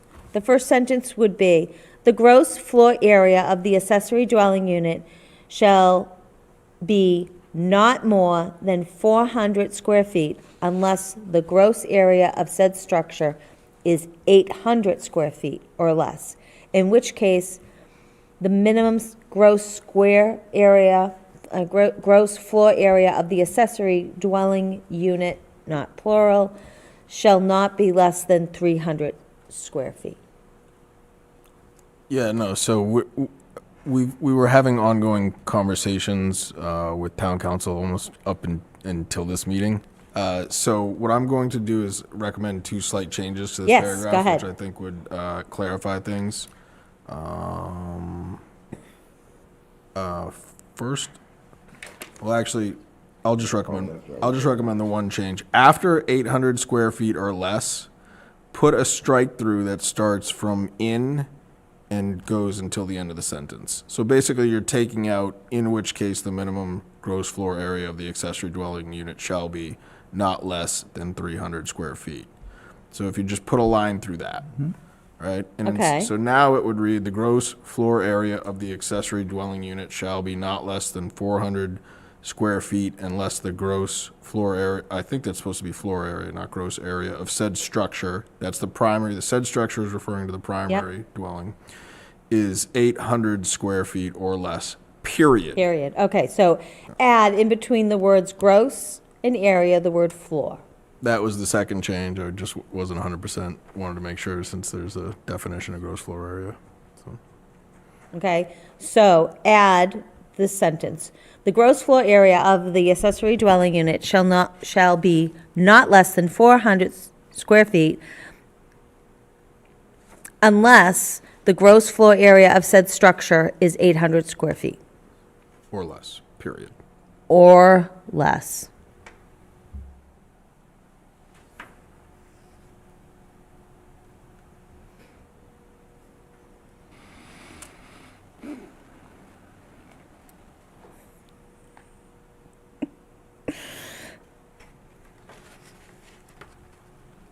Oh, it's going to work out. Yes.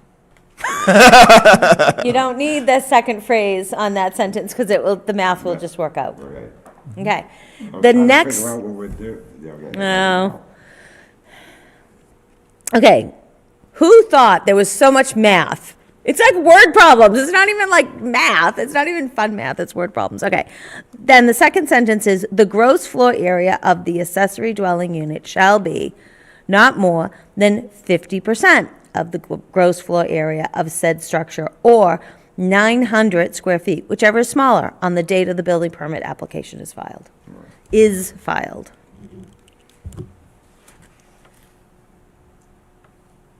Now, this might be something that the AG will kick back. The first sentence, Yeah, not the second. okay.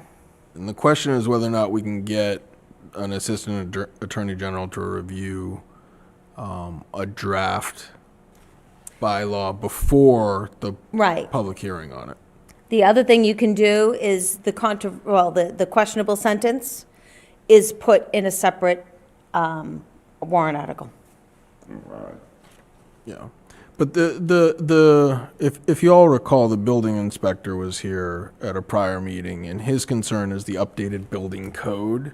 And this does happen with state laws. There's a ton of state laws all being updated kind of simultaneously. And the building code has new provisions for tiny houses, which by definition are 400 feet or less. And my understanding per the building commissioner is that there's less safety measures and checkoffs and inspections associated with these smaller units. Oh, yeah. So in order to have those concerns addressed within the context of this new state law, which puts a maximum size on the as-of-right ADUs,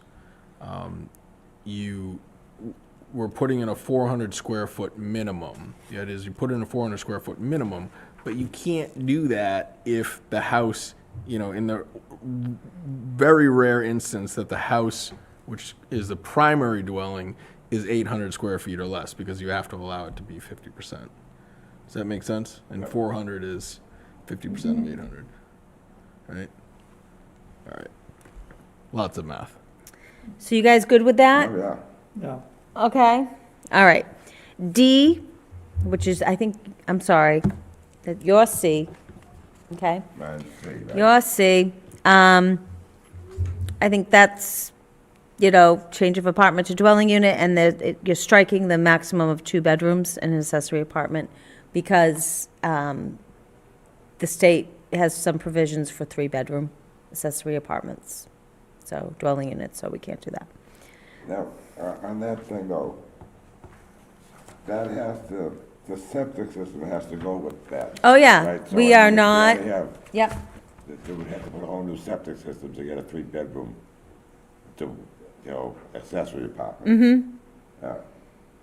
there's some provisions that for communities to opt into more than one ADU on the site, and it's, I think, the second ADU, doesn't it have to have 3 bedrooms? There's some regulations, maybe they didn't survive, but, so, I do know on the final regulations, but this isn't applicable here because we struck through it, the communities do have the option for a special permit for any additional ADU. Yeah. But I'm not sure about that. so, but that's okay, I mean, that's all right. The next paragraph, which is F, again, strike apartment, put in dwelling unit. Okay, E is about parking. That brings it up to code with in compliance with the state statute. That notwithstanding the provisions of 17439, I'm sorry, I don't know what that is, at least one off-street parking space shall be provided for accessory dwelling units more than half a mile away from a transit station. So if you're near a transit station, you cannot, the town or the city cannot require that the accessory dwelling unit has an off-street parking spot. And we do not have We don't have transit stations. station. And remember, we submitted comment that we didn't want that to apply along the whole bus route. It looks like that Oh, yeah, they right. listened to us. KP Law put that in, Town of Yarmouth put that in. I think everybody was like, no way, because some of our bus routes go into pretty rural areas, so what I consider rural. Okay? Next one, just strike apartment to dwelling unit. That's your paragraph F. Kind of the same thing in G. Strike apartment to dwelling unit, but there's also this highlighted note about short-term rental. Oh, yeah, what about? Question mark. So that's not really, that's a comment from town council. Did you want to address short-term rentals at this time? And I think when we went to town meeting, remember, we asked to restrict them to at least a 6-month period. I think that for us to really address short-term rental limitations on ADUs, we might want to have a workshop with those neighborhoods that have ADUs in them. I wouldn't want to bring it to, what do you think, Rob? I wouldn't want to bring it to town meeting without getting some public input first, because that idea went down in flames. It went down in flames because the vote was those that had a vested interest in not having that phrase in there. But I was opposed to not having it pass in town. I think that's something that we can get ready for October.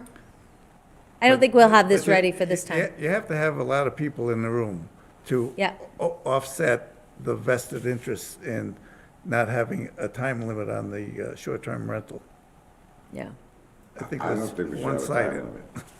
I mean, there's 200-300 people in Got a there. couple apartments for and people that go to Woods Hole, 200 of them. and they come up for 1 month or 2 ADUs. months, and they need a place Don't to want stay. any time And I know a restrictions. lady that does that all the time now. Every time a festival, somebody comes up, maybe, sometimes even there for 2 or 3 weeks. But if, we can't limit that, I mean, we should keep it going, make sure there's no term limit. Right. So let's put that in the parking lot. We'll bring that back up. I Okay. think that maybe when we get our group together about raise and replace, we can add that on to see how people feel. I mean, there are some people who are really badly impacted. And you can do a district for that. Do you know what I'm saying? You don't have to cover the whole residential district. Yeah, You're gonna have because arguments it on flies both in the sides. face of, I think we're not, yeah. seasonal workforce housing too. Yeah. Mm-hmm. Right. So, if you're damned if you do, you're damned if you don't. Yep. Okay. So I'm not going to put anything in for short-term rentals? Okay.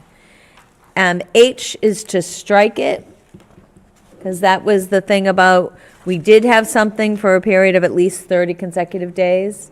Yeah. Town council saying that's no longer, you have to use the short-term rental thing, you can't use that anymore. We have to strike that.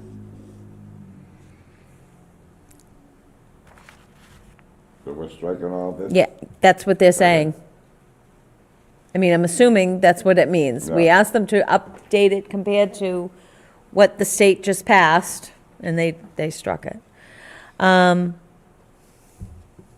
I, again, apartment to dwelling unit. J, again, apartment to dwelling unit. K. Okay, pre-existing legal units. The rights and requirements of this bylaw hereby transfer any property owner who has constructed or has been granted the rights to construct an accessory dwelling unit under a special permit from the Board of Appeals prior to the adoption of this bylaw. Okay. An accessory dwelling unit created by special permit under the prior version of section 174-45-4, which meet the definition of an ADU contained in this current version, shall automatically be converted to an ADU hereunder. Okay? And you see in yellow the reason for that, and it was a very clever catch by them. The reason for this is that the language would be consistent with the draft regulations under 760 CMR, which is a state, is it state regulation? 71034, and would avoid the scenario of property owners with an 800 square foot accessory dwelling unit from asserting that it may also have a 900 square foot ADU by right under the ADU. So that was a really clever catch. So I think we should go for it. All right. But we won't have the yellow. The yellow can be part of the explanation. And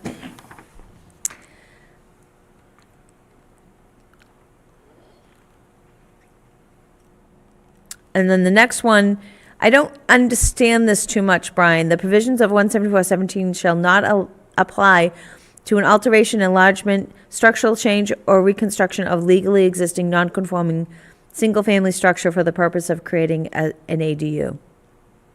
I think what they may be trying to get at is you can't take your primary dwelling unit, which would be non-conforming now because it's too small, make that your ADU and then build a bigger house on your lot. Oh, Yeah, that's what it's, holy smokes, that's clever too. yeah. So we don't have to include the highlighted area afterwards, right? That's just kind of like their notes to us. That's the explanation. yeah. Okay, If you so wanna that put might it be the maybe in a explanation. warrant article or something. So I think Karen, how do you feel? I think we should add that provision of 174-17 shall not blah, blah, blah, blah, blah. Yes, great. Okay. All right. So that's, So you want Okay. to take all this out? well, it's not a zoning bylaw, it's an explanation to us, Yep. which Brian can use as the explanation to the warrant article. Okay. Or we have it in our back pocket, or we put it on a flyer at the desk when people check in at town meeting, right? All right, the next one is L. Again, strike apartment, put in dwelling units. It has a little bit more at the end. The State Environmental Code, Title V, failure to comply with all pertinent state and local laws and regulations shall result in forfeit of the accessory dwelling unit and/or the removal of the unit or reconstruction of the unit to achieve compliance. Okay? Yeah. Oh, gee, they struck septic flow capacity. Because it's not our jurisdiction. All right, does that sound good? Yeah. Okay. So, this is due Monday. So, first of all, we get, Typing it. Well, that's what I'm looking at, Brian, you're not in the room. So anyways, so we gotta loop the building commissioner in, right? Because the building commissioner put a memo into the town manager's office for the select board saying that he recommended the 400 square foot minimum, which I think we have in here. And then we have to notify them that we have this. So typically, what happens is it's a drafted warrant article. I think if we can't get that done by Monday, we send a memo with the redlined version of it, and then work on the warrant article. But it's up to Brian and his time, his workload right now. A lot of stuff due on Monday. We can shoot for it, but if we don't get to the wording that we like by Monday, then yeah, I would agree Well, we've with got that. the wording, right? It's as a red line. No, I mean for the warrant article. Warrant article is a little trickier. Yeah, I mean for the warrant article. So why don't I draft up the memo with the red line on it, Okay, and then you can review it for me? sure. Does that sound good? Yeah. Okay.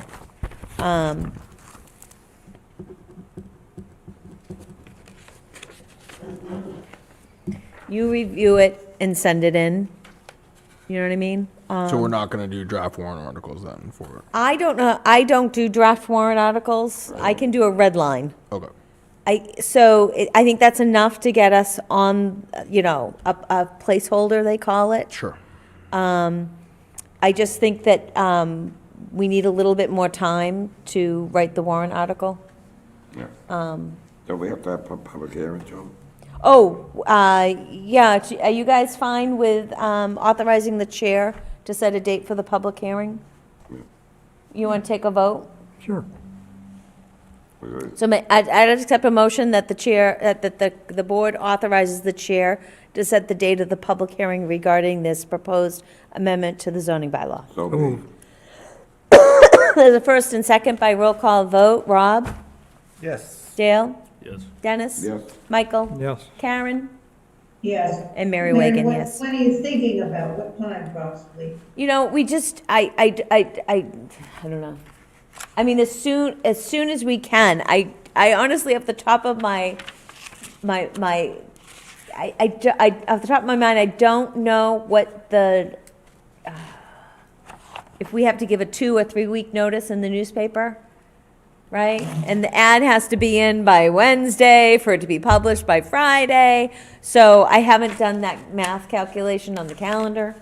But what I want to do is have it as soon as possible. So that if there's any, after the public read this, if there's any tweaks they'd like to see, we have time to tell the select board about it. We've got plenty of time to do that, but if we wait, and have it at the last moment we can have it, then we have the warrant's already been set and published, and we can't make any changes unless we make them on the floor. Yeah. And that always gets messy, That's right. okay? So Karen, when are you back? Let's see, just a second. The 19th is a Wednesday, I'm not here, so I will be back the week of after the 19th. Well, I don't have my calendar in front of me. Okay, so you're So back in February. So you're Yes. you're back from the March meetings. Yes, I'll be there certainly for the March meeting. Are you here for the second Wednesday in March? Yes, Oh, I'm not going anywhere after. Okay. And then Rob, are you here the third No. Wednesday in March? You here the first Wednesday in March? No, all March's gone. Do you mind if we have the public hearing without you? Absolutely. Okay. Have a great time. All right. You're not going to be crying in your margarita? All right, good. So thank you. All right, so new business. We have an anti-discrimination and harassment policy. We need to sign it. I think there's a form. We can just all sign the same form. Okay. all right? There's nothing in this to sign it. No, it's not on the policy itself. Yes, There's a Karen. group form that we're gonna pass around. Print your name and sign. Yes, Karen, go ahead. I signed this and sent it in to Great. Human Resource. Is that all, is that what you're signing? That's all you need to do. Yep, thank you. I also am going to skip to conflict of interest training reminder. So every 2 years, the state requires people that are on boards and committees, elected officials included, to do a conflict of interest training. Do it all right, right? You do it online. Now, last time we did it, we gave them our email, right? And instead of us having to, print out the piece of paper, sign it, and give that to the town clerk, it's all, they have a database now. They see when you've taken the training, and they are supposed to make that information available so the town clerk can go and check that we're done, right? So these emails were all supposed to go out in January, okay? So some of my emails, some of my email accounts got that notification and some did not. So you want to check your junk mail, et cetera. If like I did my training 2 years ago, I know they went to that electronic system 2 years ago. So look for something from the, HR. it's not from HR, it's from the AG's, I think it's the AG's office. I think it's the Attorney General's office that does conflict of interest. Yeah, or the Ethics Commission. It's one of the two. Oh, okay. 268A is It's often the under Ethics Commission. yeah. So, Mail, how do you find it? so what I'll do, so I did not get it at my work. If you're an employee, you're supposed to get it too. I never got anything from my work. And they were going crazy at work, looking for it, trying to figure out why a huge number of staff people never got that email. And there was, most people did, but there were a few that were left off. But I got it to my Hotmail account. But not my Gmail account, right? So I will send you a screenshot of what the title is, and hopefully that can help you find it in your own accounts. Haven't seen it. Right. I'm just signing this. Okay. Then, resources and schedule for a review of HPP and the LCP. So, I have no update on the LCP except, we got some feedback from the Cape Cod Commission that we didn't hit their goals and priorities. I told you that, man. I went to an LCP meeting at the town of Yarmouth, and it all had to do about, you have to talk about growth management. Well, You have to talk about growth management. And I think that's the piece we were missing, because we were kind of like, oh, we kind of like being at 15,000 people in town, right? So anyways, I haven't done much more on that. I'm hoping to carve out some time,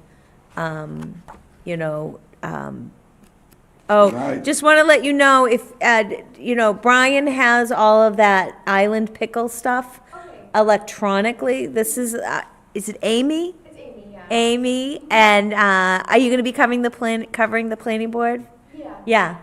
So if you need any better visuals for that story, just email Brian.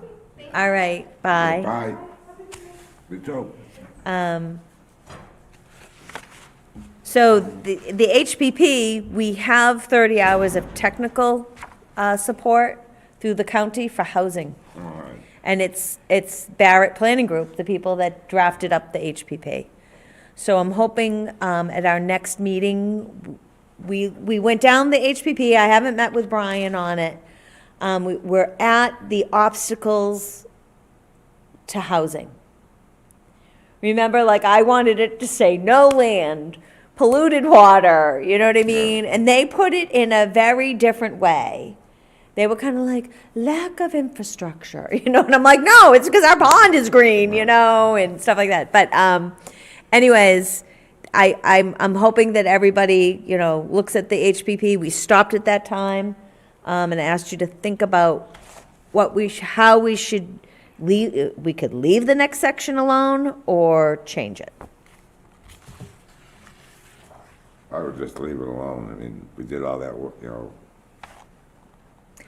I was thinking of kind of leaving the titles alone. Yeah, maybe a little, Okay, and maybe make it a little bit, some of that language needs to be a little stronger. I mean, It does. just saying, you know, you lack wastewater infrastructure. I mean, we really should be saying that, you That's know, the most important thing. we have floating mats of algae, you know? I really think that the people up at the state that are pushing housing need to look at the pollution that it caused here. Because let's face it, the vast majority of development on the Cape was residential. And if they want us to do more residential, then, you know, they have to help us with the wastewater. The problem is where to stop. You can go on and on and on, and that, you know, you'll miss something. Yeah. But either way, Anything else on those? No. Okay. And then the chair's report is I've been trying to meet with Brian at least once a week. And so we got down to the to-do list and haven't gotten to the HPP and the LCP. But we got through this meeting, which was like huge. Yep, no A&Rs or anything? No. Thank you. All right, good. There's a potential special permit, I think, application coming up, but it's not, the application isn't complete yet, so it's not officially in. So here, perfect timing. How about your report? Yeah, I just put some relatively benign stuff on there. It's more just kind of internal office dynamics, just a friendly reminder to, you know, it doesn't apply to the board members as much, but more to the public and to applicants and consultants and whatnot who are working on projects with us, that it would be very helpful to have everything in the Wednesday before the planning board meeting, so I can ensure I get everything out to the board members the Friday afternoon before the planning board meeting.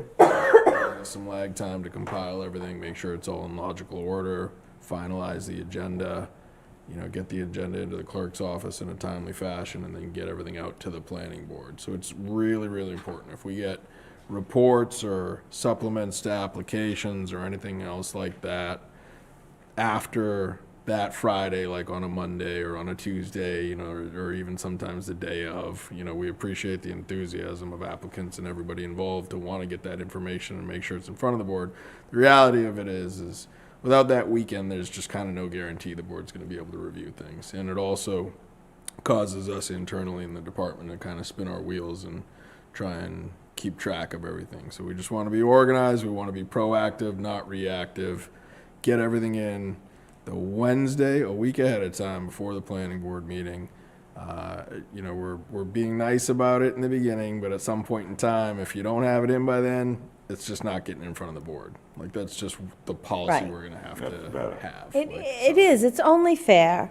Chrissy, we're going to be looking to you to get your minutes as soon as possible.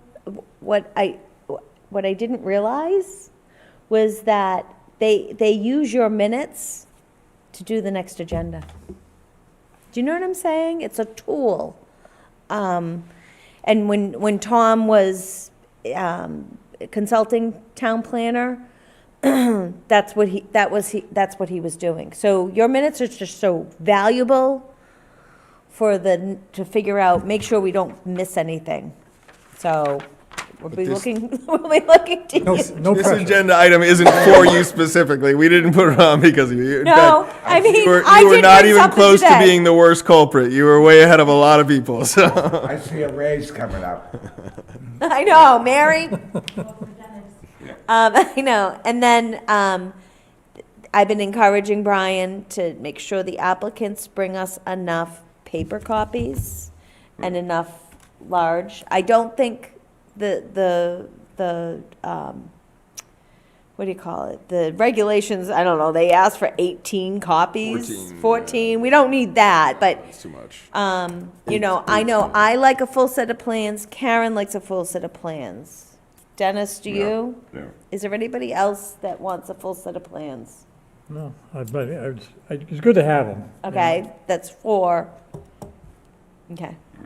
So, no, and some people like the 11 by 17. Then there needs to be a full set of plans everybody in can look. the office for the public to look at. Yeah. And then there needs to be one for our records. Yeah. So that's 6. The project proponent today sent, I don't know if you saw that, they sent it to just Brian and myself. It was a whole bunch of stuff for today, at 3:30 today.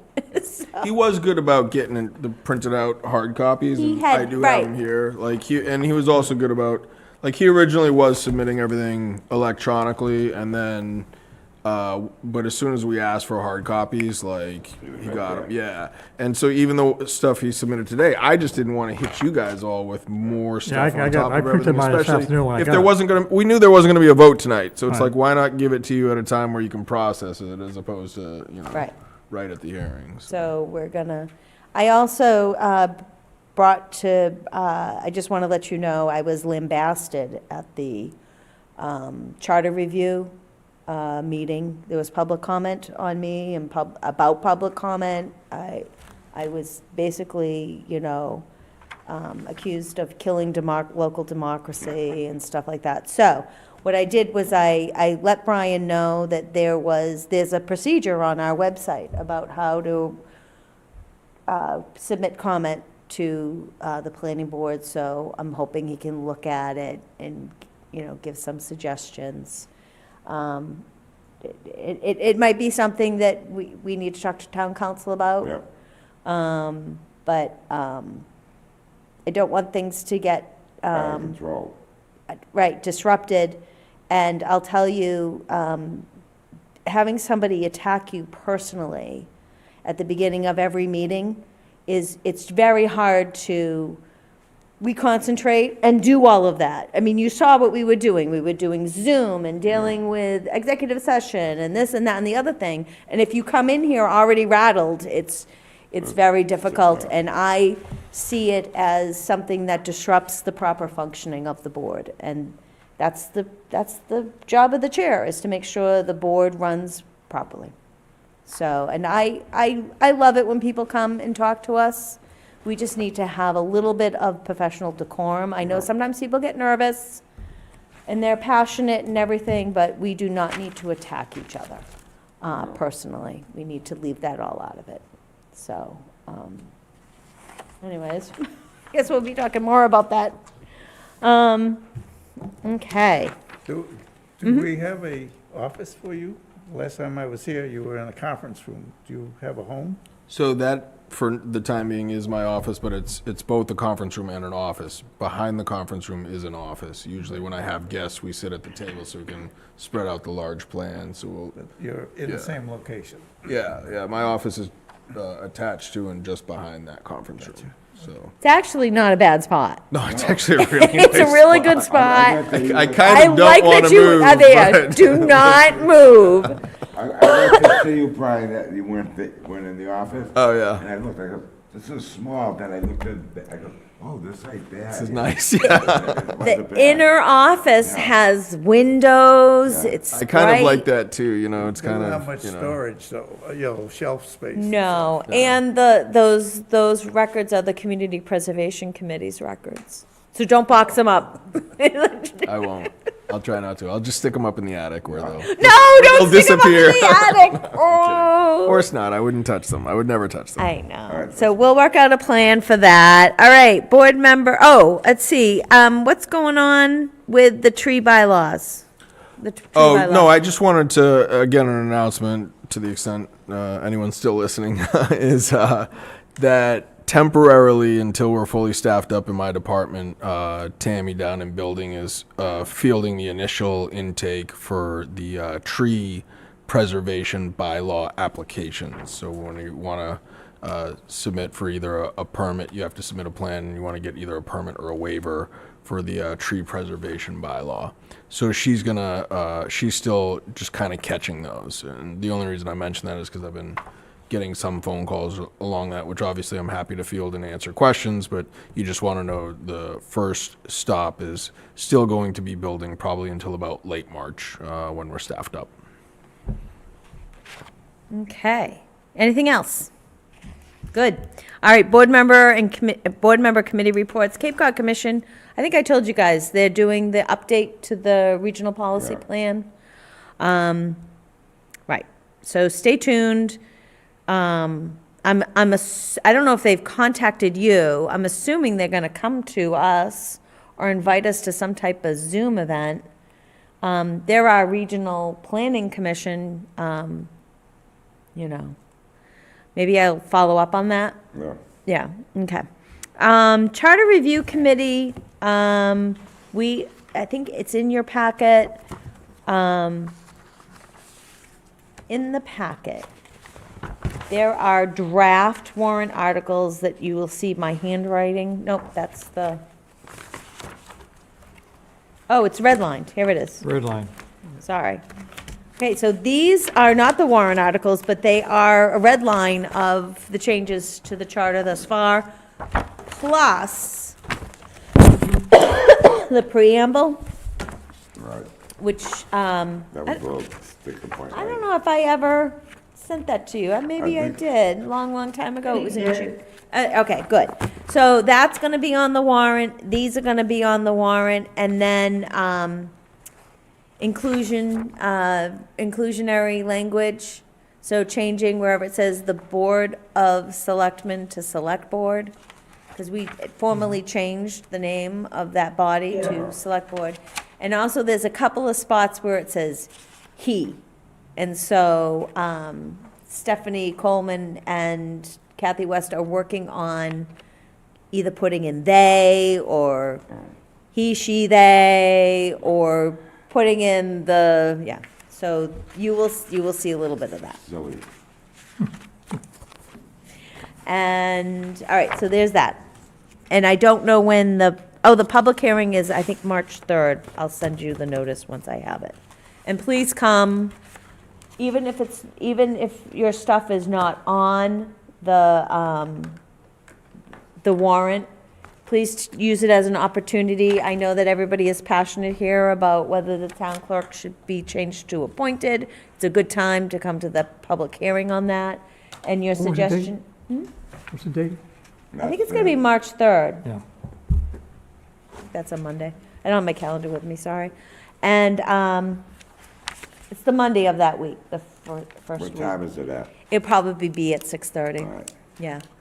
And then your suggestion that allowing people who are already on a committee or an elected official to be on another committee.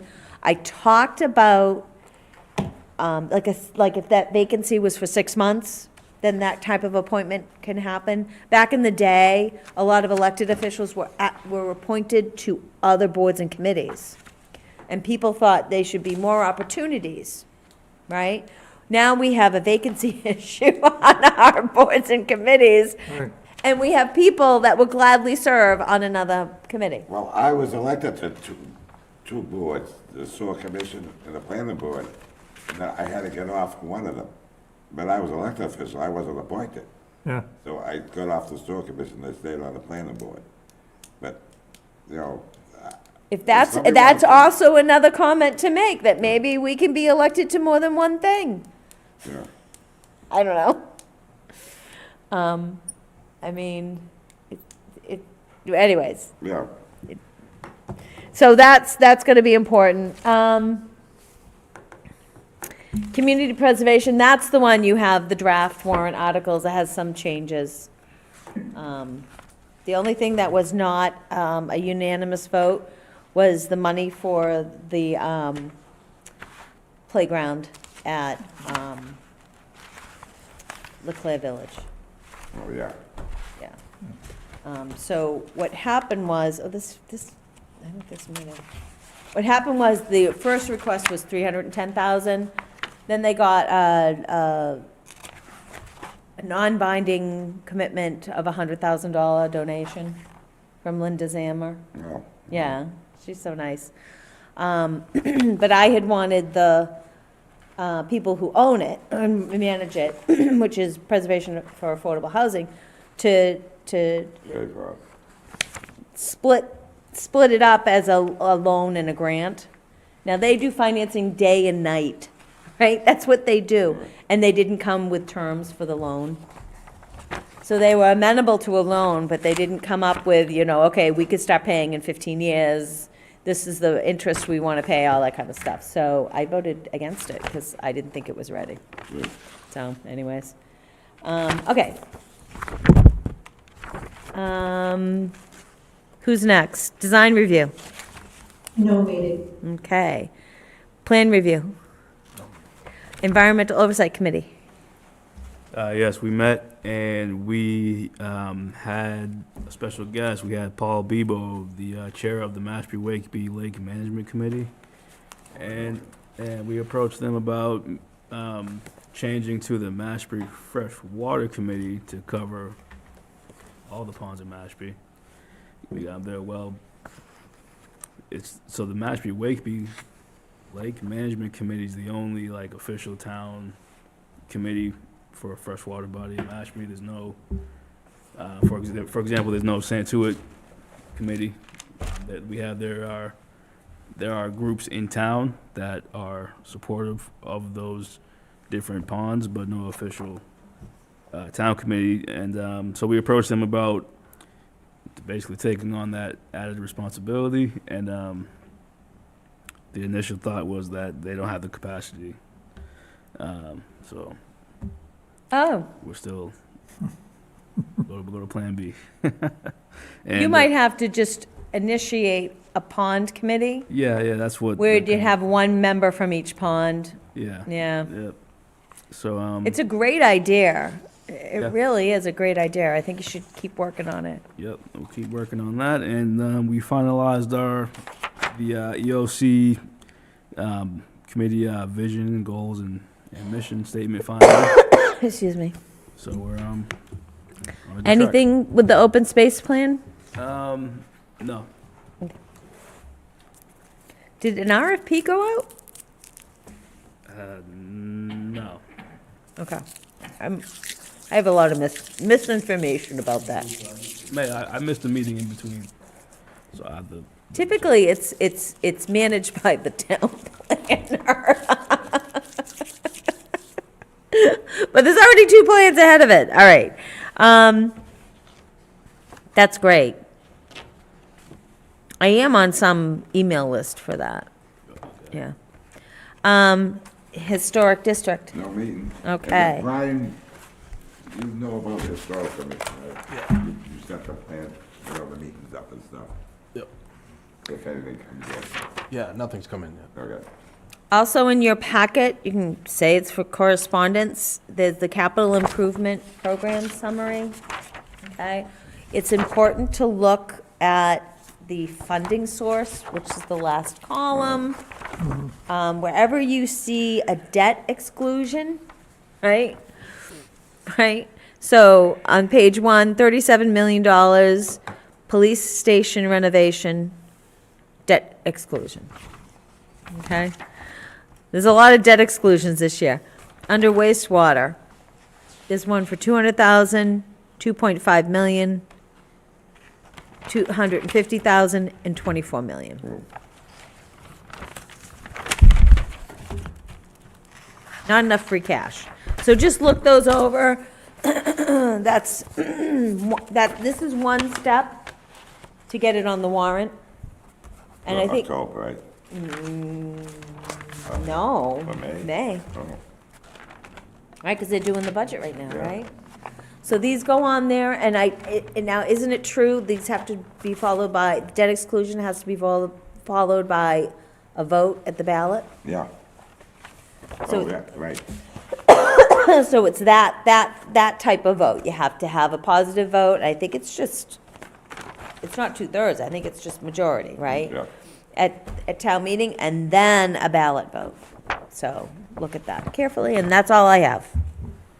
Karen, do you have anything? No, I don't. Anybody else have anything? No, I make a motion, we adjourn. Second. All in favor, say aye. Aye. Aye, okay.